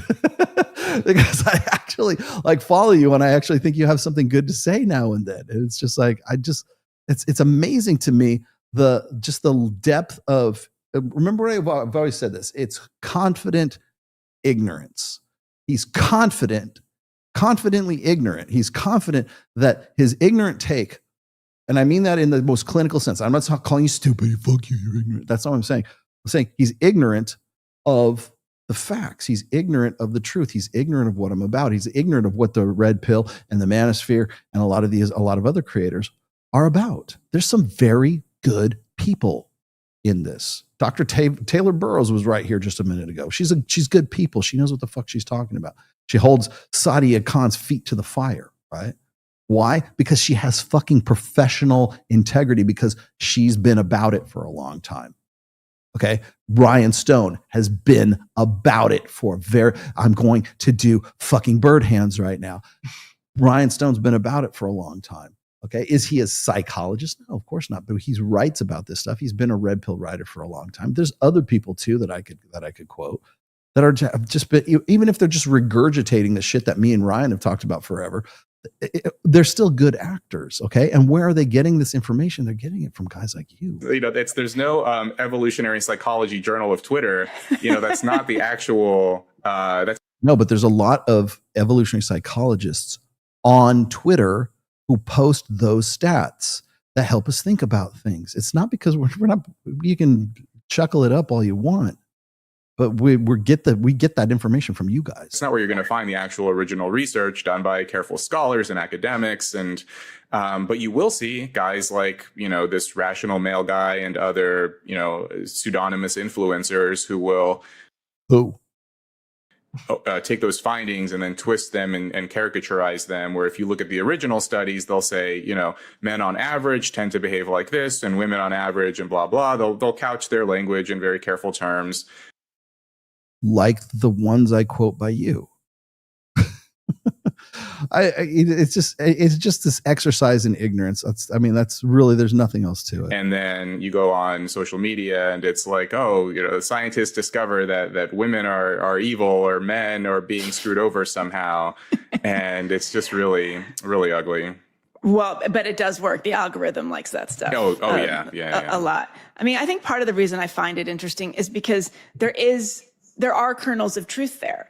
I mean, we do have women. I mean, people have heard me say this on this podcast ad nauseum. They're going to college at a higher rate. They're achieving. They're buying their own homes. Like, women in this time in human civilization, it's unprecedented, actually technically don't need men to do anything. Like, they don't need. Yeah. According to Rob Henderson's own Substack, he's written extensively about this. Need men to, you know, keep a roof over their heads. They don't need men to have a baby, actually. They can outsource all of this. And the effect of this has been not just the devaluation of men, but almost the sort of like functional obsolescence of them. I mean, obviously I'm talking in very general, extreme terms. God, what a great shot right there. Sounds to me Like she's talking about how men are what? Superfluous. Which I brought on this very small, teeny tiny TV show called the Dr. Phil Show back on in November of 2022. Yeah. This is a very, very obscure, this unknown guy. Yeah. Yeah, that guy. I shouldn't say that. Since canceled. The show since been canceled. Maybe that's why you don't know that. But superfluous. Exactly the topic. Exactly what I brought up on Dr. Phil with Dr. Richard Reeves sitting across from me, Imran Ahmed, and Marilyn from the divorce attorney in Reno. I forget her freaking last name. The exact same conversation I had on Dr. Phil you're having right now. This little guy doesn't know what he's talking about. Don't you think that's true? But I can totally imagine being a young guy, and if you're spending all your time online and you're seeing two modes of women, you're seeing social justice girls with green hair yelling about toxic masculinity, and you're seeing OnlyFans girls. And if you're seeing nothing in between, it would be very easy to like go down this road. Is there anyone in between? Yeah, I think that's right. And when you're a young guy trying to figure things out, and you're trying to find information that will help you, but that will also make you feel good about yourself or will help to explain the world. And I think it's always a tough sell to get people to take responsibility for their own circumstances, their own misfortune. And they're not taking responsibility. This has nothing to do with responsibility. They forgot about trad wife too. Yeah. Oh yeah, that's another one, right? It's not about responsibility. It's about observing it and seeing it online 24/7. Oh, I'm not going to take responsibility for like this. By the way, I love how he just throws in the trap. Well, if men were just taking more responsibility, it would all be fine. Old Charlie Kirk angle. Yeah, the Charlie Kirk angle. More men were taking the TPUSA. The TPUSA. Next on TPUSA, Rob Henderson, right? Yeah, like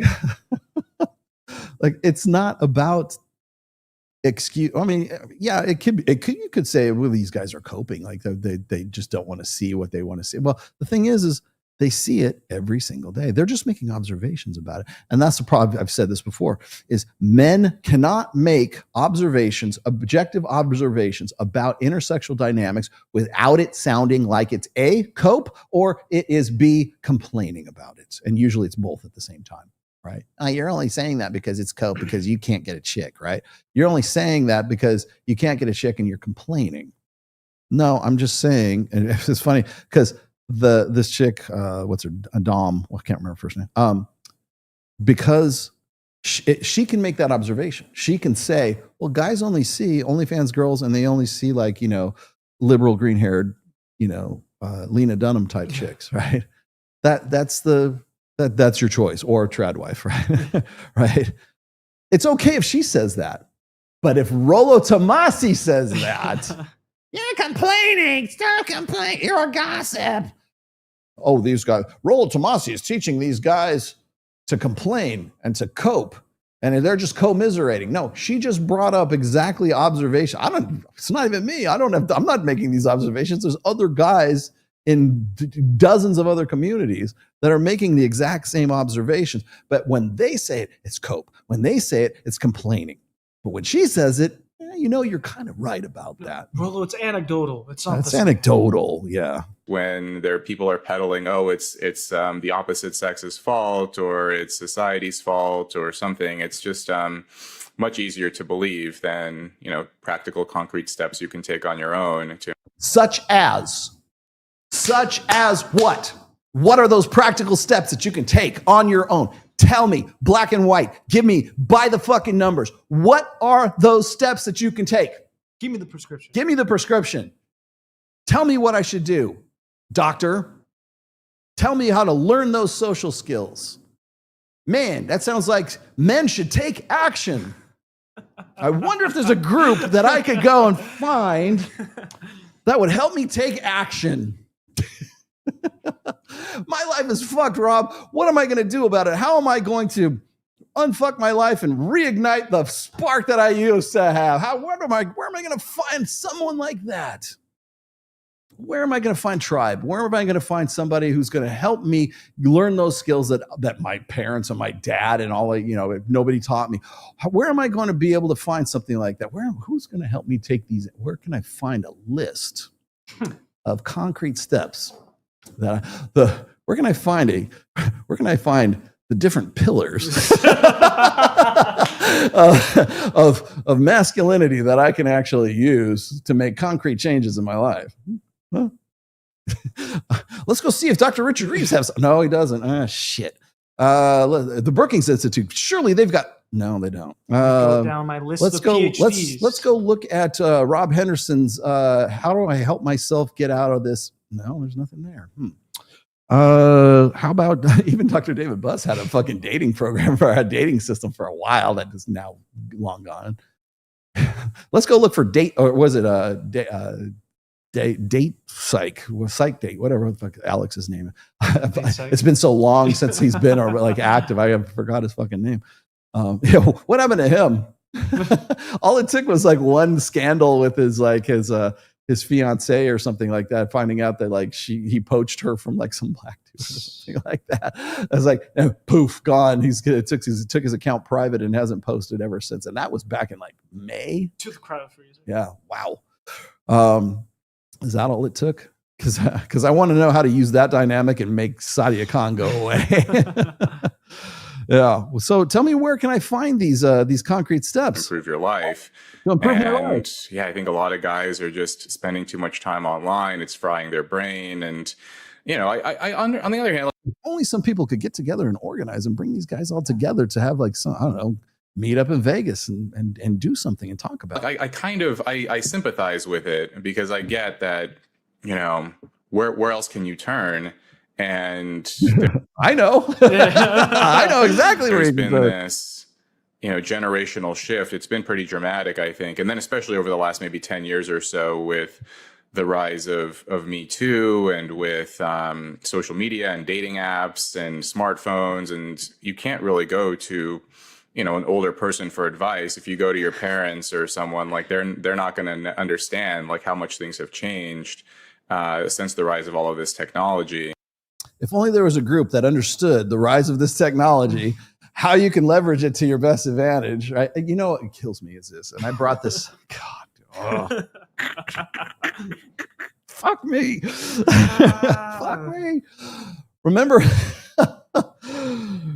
the video? I don't think I have it loaded up, but do you remember the video where I showed you guys the conversation between Chris Williamson and Andrew Huberman? And Andrew Huberman was talking about how the best way to make an impression on a date, or to have, to really have a memorable date, is to take the chick from one venue to another venue to another venue. And the first thing out of Chris Williamson's mouth is, oh, thank you. Yes. Her. This is the book. Rob, I will sign this book and send it to you. Would you like one? I will give you one. Free copy, free from me. Thank you, Kyle. Remember that? And then, of course, Chris Williamson says, oh, yeah, the old pickup artists of the back in the day used to weaponize that. I'm like, so when the PUAs say it, it's weaponization. But when Andrew Huberman says it, it's the best. Oh, look, hey, wait, stop the presses. Hold on. Men are superfluous, but at the same time, from Cappy's work, if men stop working, the first world comforts we enjoy disappear and we turn into Mad Max. Yes, we do. Seems like a contradiction to me. Appreciate if you can explain this. Oh, I'll be happy to. In fact, I don't have to explain it to you.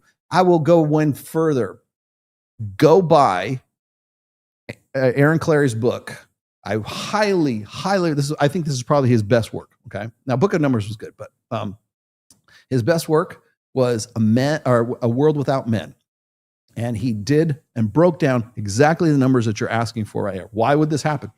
Why would we turn into Mad Max? It's all in that book. In fact, he doesn't even say, if you just took everybody away. He said, if you take men away for 1 week, Yeah. 1 fucking week, we turn into Mad Max. We turn into like fucking road warrior, man. In the dunes. Yes, and we live in Nevada, so it would really be the road warrior. Seriously, if you took men away, if you said, okay, men, you got the whole week off, don't go to work, don't do jack shit. Sewage shuts down, garbage shuts down, electricity shuts down, computers shut down, internet shuts down. Certainly the casinos here would be dead. And you know what that would, financially, economically, what that would do? So all the chicks are like, we don't need no man. You take men away from society, you pull them out there as an economic driver, you pull men out of the equation for 1 week, bring the meteor. Bring the fucking media. Imagine now. I'm thinking in terms of Las Vegas. Imagine in terms of like New York, Miami, Los Angeles, San Francisco. I'm trying to think of major metropolises. Chicago, Detroit. You look at that. Like you say, how many male police officers are there in Detroit? Take them out. It's fucking mayhem. Yes, we turn into Mad Max overnight as a result of that. But the best. I can describe it to you and give it my bonehead understanding of it. But the best way to get that is to go right now, stop the show, stop everything, go to Amazon.com. It's called A World Without Men. It's by Aaron Clarey. Buy it. I don't care if you listen to it. I don't care if you get the hardback or you get the digital, whatever you do. Fucking great book. Everything broken down by the numbers. Like what would happen at this time. Like literally like, okay, at noon, this is what would happen, and the money and everything else, because he's an actuary. So he knows how he does the studies and he gets all the numbers and breaks them down and says, okay, if you took men away from, the internet, if you took men away from raw sewage, if you took men away from garbage, if you took just like menial tasks, right? Like if you took men away from industrial jobs and stuff like that. Yeah. Firemen, policemen, the military, almost all emergency services. Yes, all of them are vital, like system or mission critical systems, mission critical jobs and stuff like that.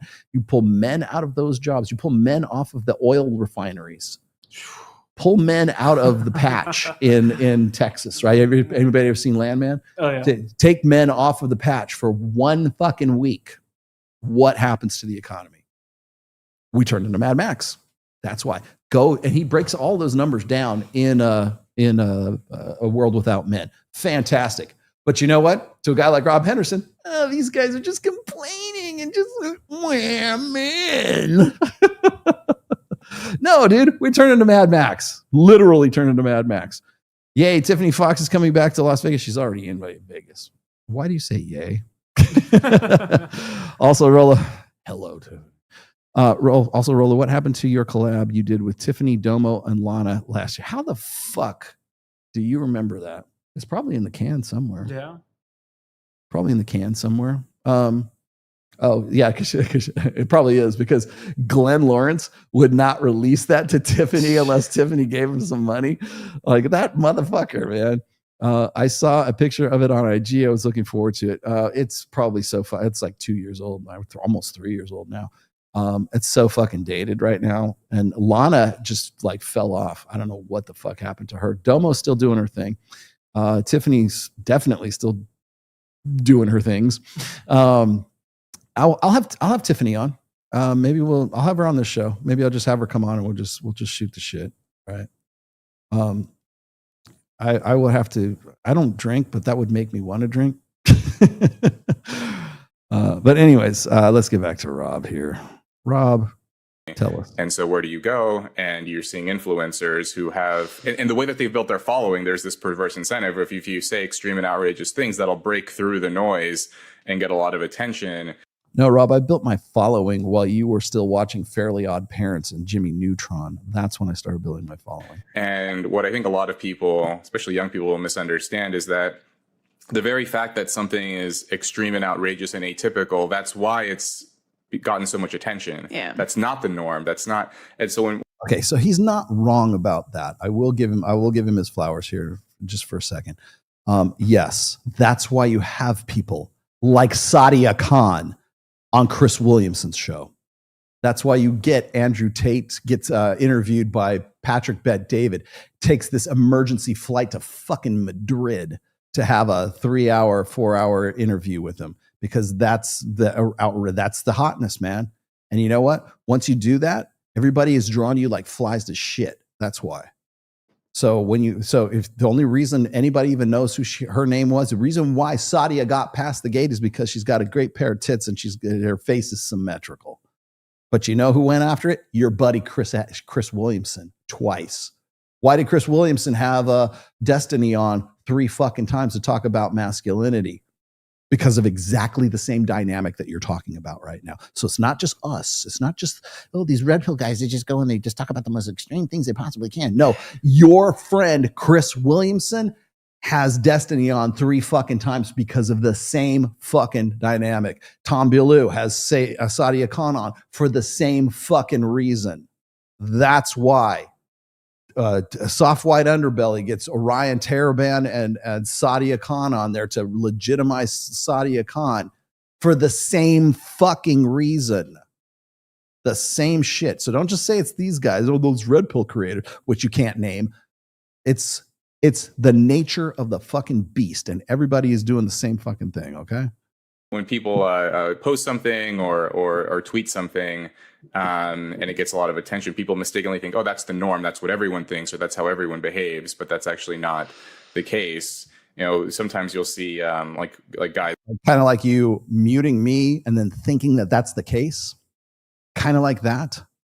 Kind of like, you know what? I'm just sticking your fucking head in the sand and just being confident in your ignorance. Is that what you're saying? We'll share a screenshot of a tweet or something of a woman saying, oh my God, I can't believe this guy asked me for my number out in public. How awful, something like that. And then guys will take that and say, oh, aha, women hate us. Women don't want us to talk to them. Women don't want us to approach them. And then they complain that they can't find a good man. What did they expect? This kind of thing. But it's like, that's one woman who phrased her tweet in such a way as to get lots of attention.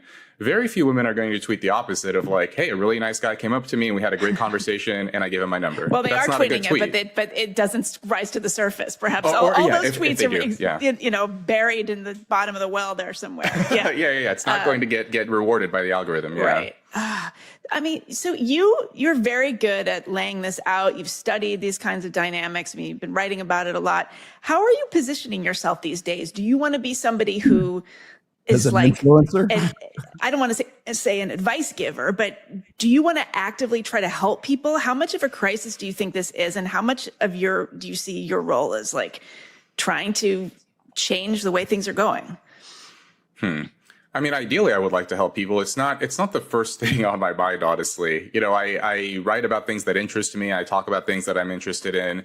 And if there are some practical takeaways that people can glean from it, that's great. But really, I just want to point things out and to get people to maybe reconsider some of the things that they're seeing. So do nothing like the rest of you.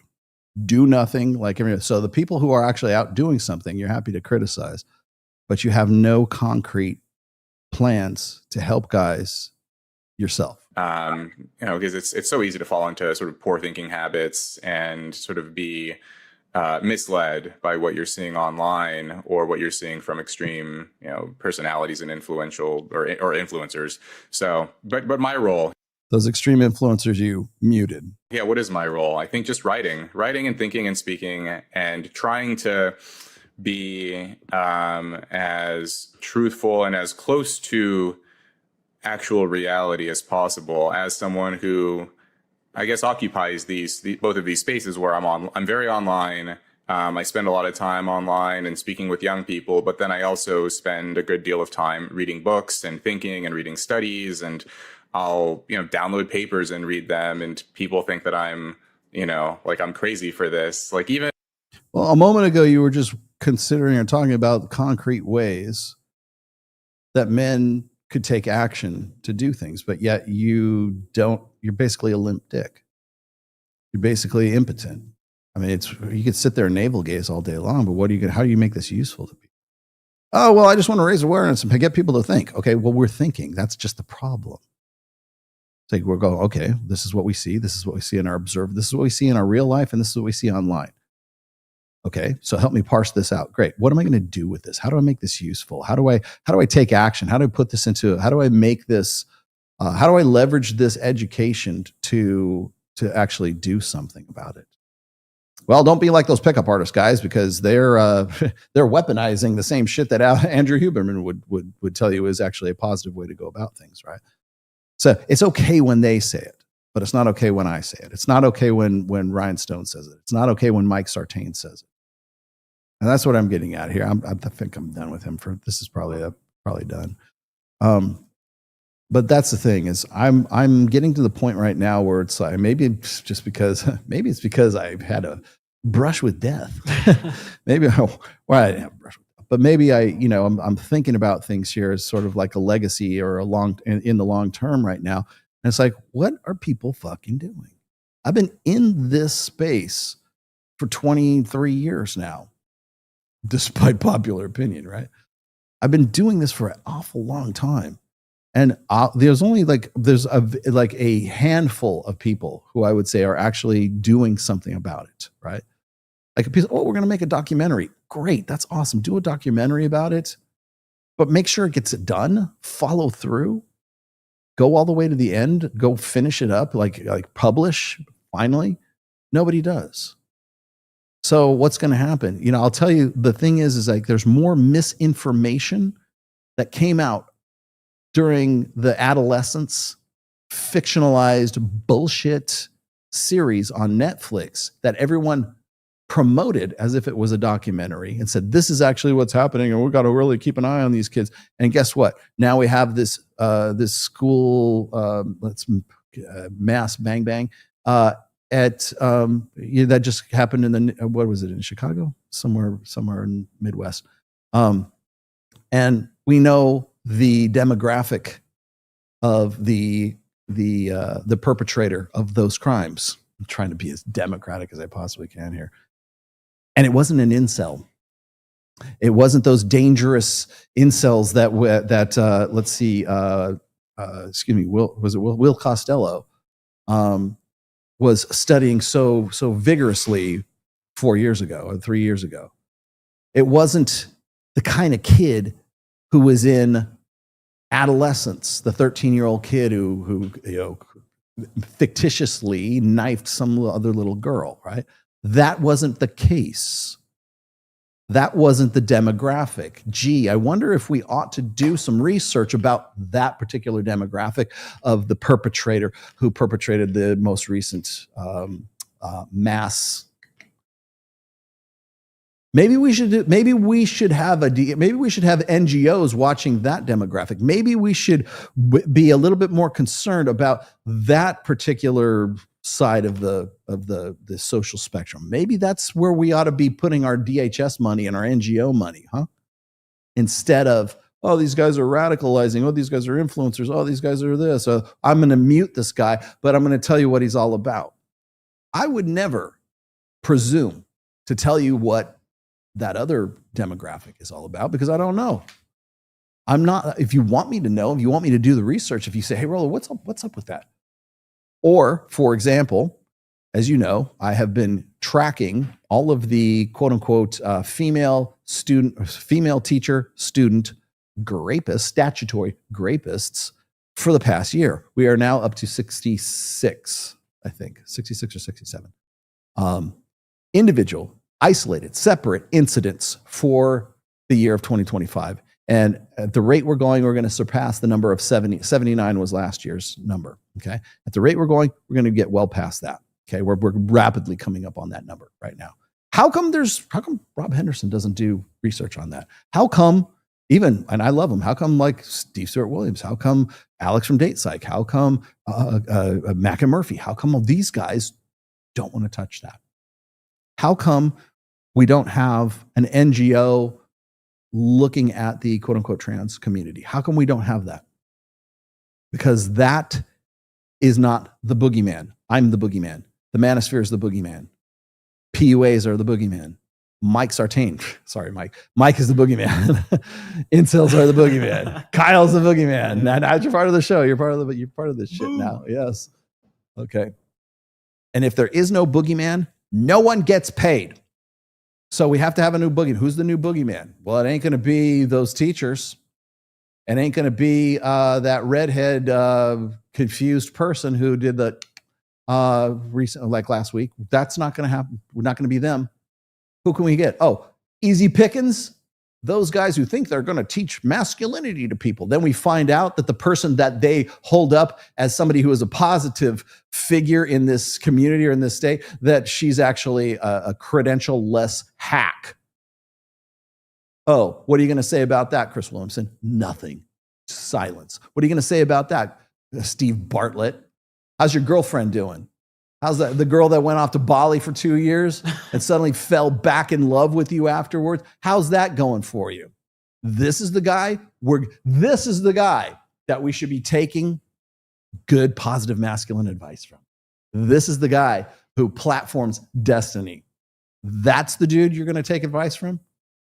Oh, well, these guys are out there giving great advice. You know, Chris Williamson, who thinks that if you go and take a girl to different, like 3 different locations in a date, that's weaponization. If I say it, but it's not. If Andrew Huberman says it, he's biohacking. That's the guy. And you just saw, I just showed you guys that video recently of him talking about, oh, you guys, keep your dick in your pants. Oh, that sounds like great. Wait, what is he saying that's wrong? What's he saying that's wrong is he's not about it. Whether you think it's right or it's wrong, I don't give two flying fucks about it. It's fucking functionally impractical. But the thing is he knows nothing about dread. He knows nothing about competition anxiety, nothing of that. And you know what? He's the last person that should be even bringing this shit up because A, brings Sadia Khan on, B, brings Destiny on, C, the guy's never been seen with a chick, but I have seen him shirtless in fucking sweat rooms with other dudes. And what's with the broccoli haircut? What's with the big cum catcher mustache? Like, what? That's the guy. And I'm sure that if you were to ask Rob Henderson, who has me on mute, you would ask him, oh, well, what about Chris? Oh, yeah, he's a positive force in all of this. He's pushing back against the agenda. Fuck you. No, he's not. No, he's not. And if you want to know why it seems like I'm hostile, if you want fucking hostile, God damn it, why did I miss back at Pantera? Want to know why we're hostile? You want to know why guys, not me personally, but you want to know why guys are just starting to we've got this bullshit fatigue right now. What was it? Dating fatigue? I forget what was the chick said something about fatigue. Yeah. It's like, you want to know why guys have this podcast influencer bullshit fatigue right now? Is because they're sick of listening to the same bullshit from people who platform other bullshitters. That's why. They're the gatekeepers. I can't get past that fucking gate. So what does that do? That makes me pretty pissed off sometimes, especially for as long as I've done this. And sometimes that's the only language that they hear. You want to know why I'm muted? Because that's the only language. If I was just nice about it and everything else, you just blow me off. That's why sometimes you have to give people a swift kick in the ass. That's the only language that they understand. I'm not doing it to be a dick. I'm doing it because I love you. I'm not doing it. You're my son. I want you to learn. It's funny. I was just listening to, because you guys know I love Johnny Cash. Johnny Cash is one of my favorite artists. Odd as that may sound, but he's got a great song. It's called "A Boy Named Sue." You remember "Boy Named Sue"? Yeah. And it's basically like some of the country musicians are some of the best storytellers there are.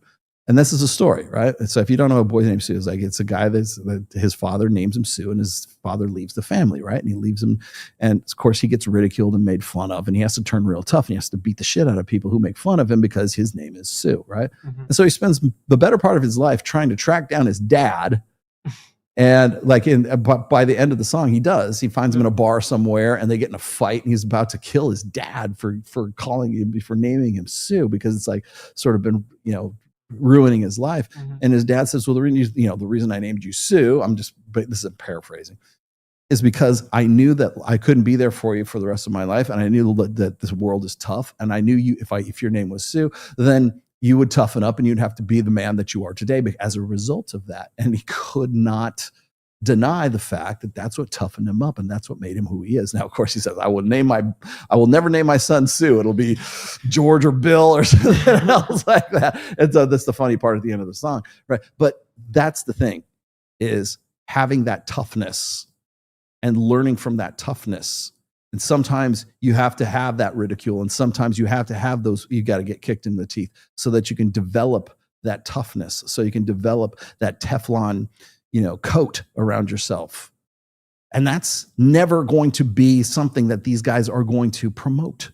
That's never going to, and maybe Jocko Willink will promote that half-assed, right? But then at some point, even that'll be toxic. What's a Dana Bash on fucking NBC will say, oh, well, I guess we're in the manosphere now. Like, then when they finally admit shit like that, then it goes from being toxic to being positive to back to being toxic once again. But sometimes you have to have a kick in the ass. Sometimes I have to name you Sue. And sometimes that's going to sound like I'm being confrontational. Sometimes it's going to sound like Mike will tell me this. He'll say, Rolo, you're a different dude when you're on Twitter. And you're goddamn right. You're goddamn right. You're goddamn right. I'm a different guy on Twitter. What's funny to me is like, when I go on Twitter, I already know that if I post a picture on Twitter, people like, I could be the most, I could post me and Ned.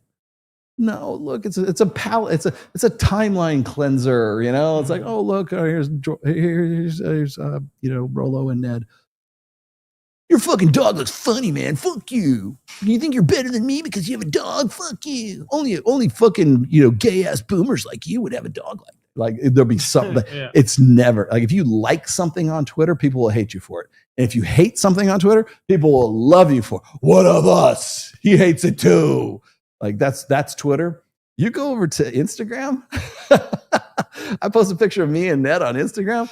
Oh man, that's great, man. Ned time. Fuck yeah. Here's $5. They love that shit. It's completely different fucking dynamic on Instagram. So yes, I am an asshole sometimes on Twitter. I can be an asshole on Instagram too, occasionally. But that same level of hatred just doesn't like translate over all that much on the other platform. But again, just to sort of dial this back a little bit, I would love to talk to Rob. I just don't think he understands what I'm about. I don't think he understands what the manosphere is about. I don't think he wants to understand what it's about. The very fact that he's like, oh yeah, he went on Michaela Peterson a while back, 4 years ago. Yeah, that's probably the biggest show he was ever on.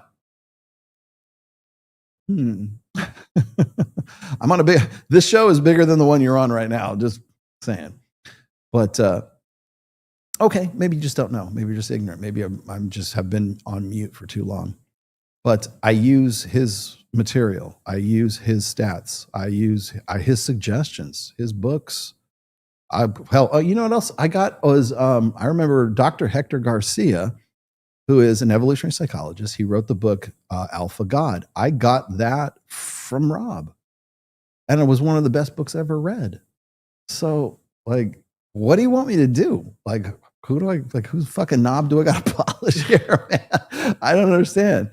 But again, I'm about it, and the thing is like there's. The thing is like I've been about this for 22, 23 some odd years. I don't have to give you guys my bona fides, right? I wanted to talk about social proof and pre-selection today, but I got sidetracked with Sadia Khan and everything else because everybody else is doing it. And look, I'm at 3,300 views right now between here and Twitter right now, which thank you for watching very much. I appreciate each and every one of you.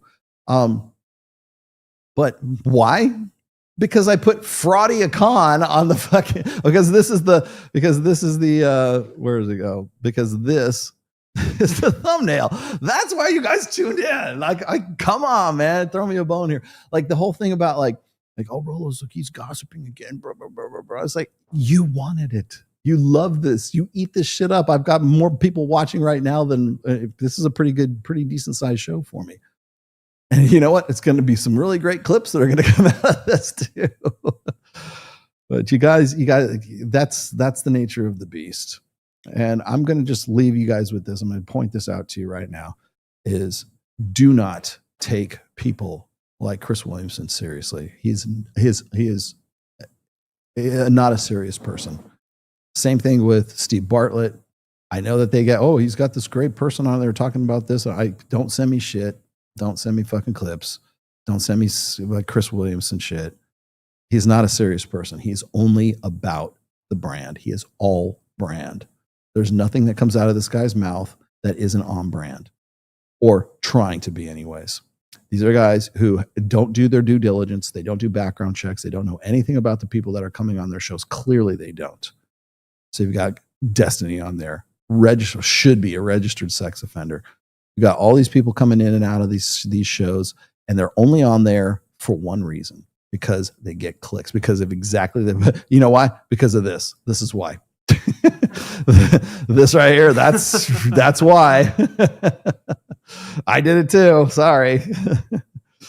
But anyway, let me get to this, the last of these things here. Oh man, geez, thank you. I'll give you one for that. Here. I like your position to not give oxygen to Destiny. It's a modern version of the points in the book by John Gardner on moral fiction, where creators have a moral responsibility for their content. Well, if you want people in the end, like, and Lord knows, you know, when you have medical issues, these are the shit you think about where you're sitting in a fucking hospital bed. I want to be remembered for being real. I've never fucking sold out once. Even when people go, oh, you're going on Dr. Phil, you're selling out. No, I went on there and I fucking wrecked that fucking place, man. Because they were not expecting I was not what they expected. I was not what they wanted on that show. I wrecked it so well, they canceled the show right after that, like right in February of 2023. Cancel it. We had Rolo on. Yes. We let him pass the gate. Yeah. End of that show. Yeah.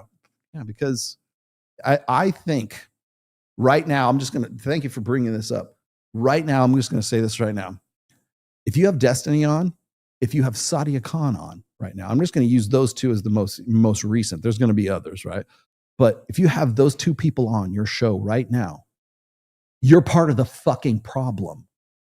If you're taking Destiny seriously at this stage, at the point where he has admitted to sharing sexually explicit materials, I'm trying to be nice, with a 17-year-old girl with an underage girl, and this is a federal offense, by the way. This isn't just, in the state of Florida, it's okay. No, this is a federal felony. How do I know this? Because I went and I talked to Andrew Esquire about this. The moment this story hit, first thing I did was I hit him up and I said, "Is this a crime?" He goes, "Oh yeah, that's a felony for sure." And I was like, he's done a couple of videos since then. And I'm like, how come he's not in jail? He's like, because nobody's reported the crime. The crime got reported right after I mentioned that. And the guy who was actually involved in getting the details and the stuff, right? He still has that material on his hard drive right now, which is also another crime, a federal offense, federal crime, underage material on his hard drive, which of course he says he has to keep on there because the attorneys want to have that access to that in case, right? So if you have Destiny on your show, I think you're complicit in those crimes because you're saying, that's cool. That's okay. It's okay that he did that. I'm going to have him on the show anyways. You're now complicit in that. That means you're saying that's all right. That's okay. We'll see what happens with that. We'll just set that on the back burner. If he goes to jail, fine. If he doesn't go, you're now complicit in that crime.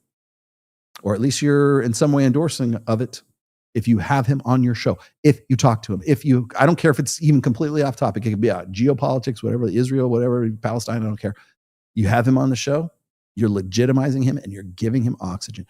Same thing with Sadia Khan until she can show her credentials, until she can explain what all that bullshit about like sucking the guy's dick was. Until she can go and explain that, you have her on that show. She is not a legitimate, not a serious person. And that says something about your big fucking Beyond the Gate show. Chris Williamson, Steve Bartlett, Tom Bilyeu, fucking Lex Friedman. I don't know if Lex Friedman. Soft White Underbelly. Hell, Orion Taraban. You're sitting next to this fraud who is basically using your name as stolen valor to legitimize her bullshit. If you do that, you're part of. If you see a fraud and you don't call the fraud out, you're the fraud. You're the fraud. You're the fraud. If you don't call that fraud out, you're the fucking fraud. You're complicit in that. Oh, hey, 20. Hey, what's up, brother? Didn't sit right. Just sending you $20. So here's another 20. Oh, thank you, bro. I would like to come out to Vegas and interact with you and Mike one of these days. Anytime you're ready, sir, Mr. Jason, you just let me know. Tell me about it, and we'll at the very least we'll get you in the studio for sure. Because we're cool like that. Future retirement fund, stay around though. We need you. I'm not retiring anytime soon. They'll carry me out of here in a pine box. I mean that literally. they might actually do that. Okay, we got that. I got to Tiffany Fox. Sooner or later we'll have her. A little shortbread for the Rolo Dono plate. Thank you very much. Thank you for your tithe. Tithes are welcome. Oh, Lana did get knocked up. That's true. Hey Rolo, when are you gonna collab with Bex to discuss the NGO? We've talked about that. I still have all the data for that. I don't know. Probably when the time is right. She actually wanted to come to Vegas in person to do it. So it's a possibility that it could happen sooner rather than later. Certainly within the next year. Have you ever played country songs on stage? Me? No. Does Southern rock count? There are a lot of red pill themes. Yes. Willie Nelson's House of Gold is my favorite. Yeah. Also, God's gonna cut you down. And all caps, Rolo, what's going on? Are you dying? I'm not dying. Jesus Christ. I know you. I know there's a lot of people who wish I would. Yeah. All right. Taylor Burrowes, what do you have to say at the end of here? They'll have a podcast where she comes clean and cries about her trauma that's caused her bad. Yeah, you're probably right. Behavior on the internet will break again. It will break again. I'm predicting this will happen. You heard it here first. I'm predicting this will happen. It's the only way forward for her. Yes, she's going to have the Come to Jesus podcast for sure. And you know what? It'll be on a big name. It'll be with Chris Williamson. Well, why did you do that? Well, it's just the way things are, and it's hard for a woman to break into this kind of stuff. And you know how difficult it is, and the glass ceiling and the wage pay gap and blah, blah. Trust me, that's how it'll be. That is exactly how it'll be. Really? Okay, okay. Now do an episode about Michael Sartain is a fraud. 5'9", insecure, whose ex-girlfriend disrespected him live while they're dating. Do that episode. Okay, I'll tell you what. It's like the third account. Wait. I don't know if you could show the video of the. So I'm just saying we got this. We have this measuring tape that we stuck. It's like a sticker kind of thing, right? Yeah, and we put the sticker. Okay, so you can kind of see it right up can here. You see it? Yeah, you can see the bottom of it right there. The bottom of the sticker. It's one of those things where, so like if you go into 7-Eleven and like, or a convenience store or something like a gas station, right? On the side of the door, they'll have this tape and it'll say 4, 5, 6, 7. Because so that's how tall the perpetrator is. If they could get somebody, robs the 7-Eleven and they're heading out the door, at least the guy who's the clerk can say, yeah, he was about 6 foot tall because I saw him on the tape. So we have that tape that's right here. I'm going to do your fraud show with Michael Sartain. I'll do it on Instagram or something. There you go. Yeah, you can see the 4. You see the 4 of it right there. That's the 4 foot mark. So have that on the side. The reason I got that is so that everybody who walks through this door, when people go, I don't really believe he's 6 foot tall. Okay, here it is. Every time somebody has a doubt about how tall somebody is, including Michael Sartain or myself, or Mystery. Mystery was like what, 6'5". Yeah, Mystery's tall. And 6'5", and Sean Kelly is 6'6", yeah. right? So I'll stand them up next to that tape right there, and you'll see just how fucking tall they are, and there'll be no more bullshit. No, this fraud. Okay, that we have it right there. I will do that show just for you. Okay. Call it height maxing. Height maxing. There's something wrong with him.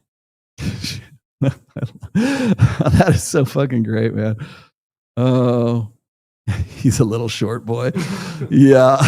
I should save this. I should save this in the queue so I can show it to him on Wednesday. That would be funny as fuck. Where's the where these questions are come from? Is it on Zoom? No. Bartley is a simp. Yes, he is for sure.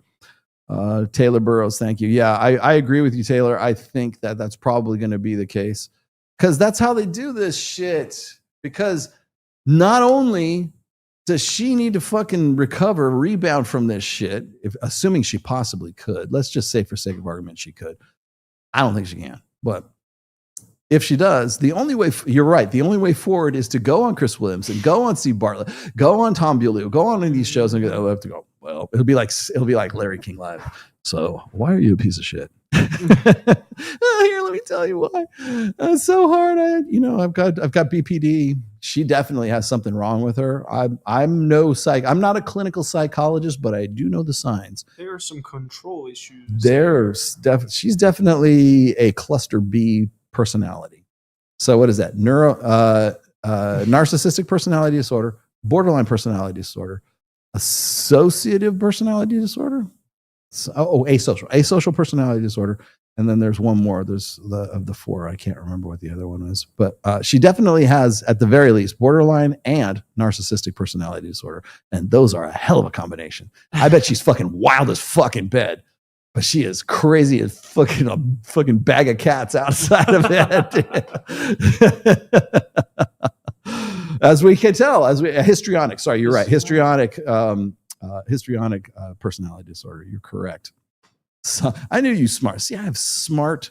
See, Rob Henderson, I have smart motherfuckers that follow me. They're not Spurgs. They're not Spurgs. They're regular, well-adjusted 21-year-olds who've got my book going, Rob, have you ever read this?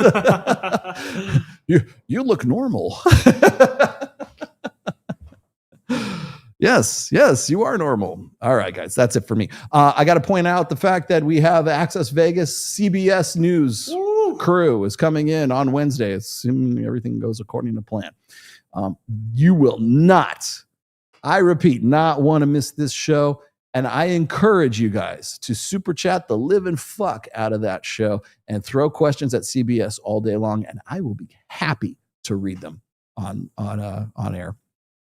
So we're going to do that on Wednesday. That will be at 8 p.m. Pacific time. More like 8:15 p.m. Pacific. Let me stop lying. 8:15 Pacific time, which means 11:15 Eastern time. We'll be doing that Access Vegas on CBS. It's not a live. Well, we'll be live. They'll be recording for their documentary kind of thing.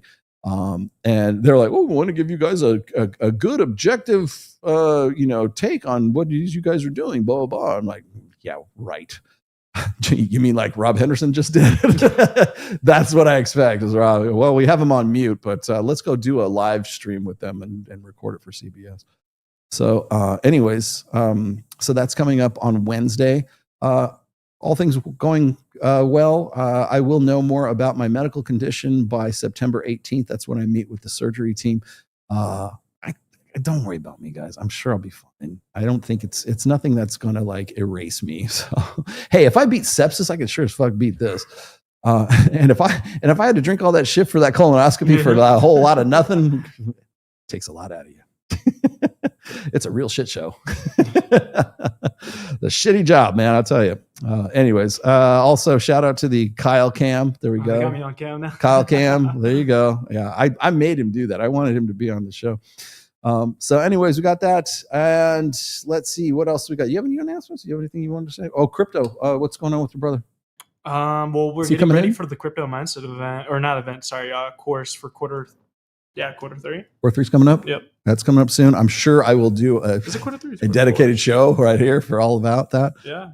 So we got that coming up, but don't miss the Access Vegas. If you like blow off all the other ones ever, like the last one was pretty good before Babes in Toyland. But this one will be a pretty big one, and we got to do it like by the books and by the numbers. So that's Q4. Yeah, please do check that out. Yeah, we got to that. Thank you very much. Thanks, Sam Botta, for regulating the chat and dropping the ban hammer as needed. Oh, hey, Sterling Cooper just hit me up, of all people. He says, I'm back in the USA and I'll pop over to Vegas and you guys while I'm here. Ah, awesome. So maybe we'll have Sterling Cooper in very soon. I got to hit him back up. Yeah, we'd love to have him back on. You should get a supplement too. Oh man, how awesome would it be if I could get Sterling Cooper? I could get Tiffany Fox. I could get Domo. Who else is in the business? I could get Sarah Jesse. I could get who's the other chick? Jessica Aaron, who's one of my favorites. Jessica Aaron, this is just the all porn show. I'm sure that would go over great. Maya Sofield, should we get Maya should definitely be on the show for sure. If I could get her here, if I can, I will. She's in Hawaii right now. So Crystal Becks would be good for the show too. Thank you for those suggestions. Those are really good. I will take those under consideration. Anyways, that's it for me. I will be back here, assuming I don't get sepsis between now and then. I'll be back here on Sunday and we'll be talking. We'll actually be doing some real shit. No, Torsha fell off, dude. What are you talking about? I don't know what the hell happened to Tori. But anyways, I will see you guys next week. Thanks for watching. Kyle, thanks for producing. We'll see you guys next time. Bye-bye.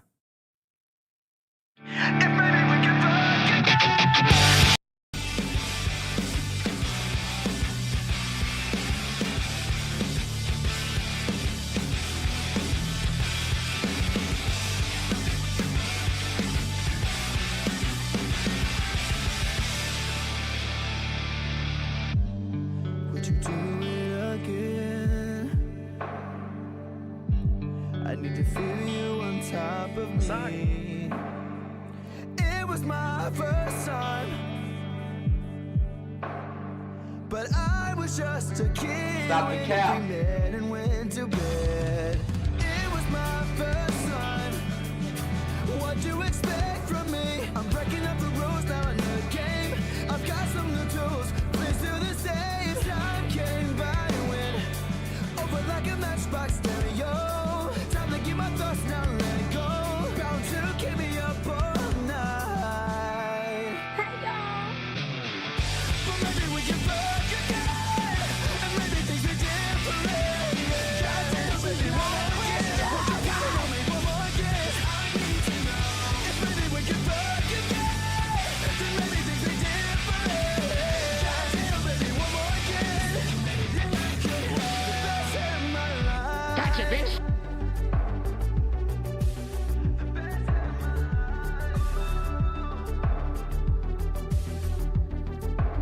Now we're fucking in the bathroom, tearing up every wall while I got your hair. Why you screaming my name? That's nasty. It is nasty, right? Isn't it nasty? Ugh. She was swinging in the bedroom, whole time stopping and stuffing with her head like she's Claudia Kelly. Well, I'm a whore. Ride me up and down like a pony, turning up my song, getting messy, working up and down on your body. Ride me up and down like a pony, turning up my song on your body. Baby, guilty. But maybe we can fuck again, and maybe things are different. Goddamn, baby, one more again. Won't you put it on me one more again? I need to know if maybe we can fuck again, then maybe things are different. Tell these bitches to go to hell. Preceding podcast has been a production of The Rational Male. Registered trademark 2025. All rights reserved. And don't steal Sadia Khan stuff.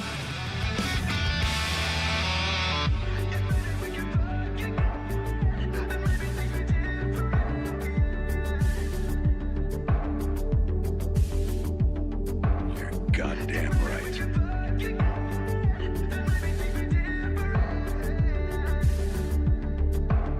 Oh, those guys are back! If maybe we can fuck again, and maybe things are different. Goddamn, baby, one more again.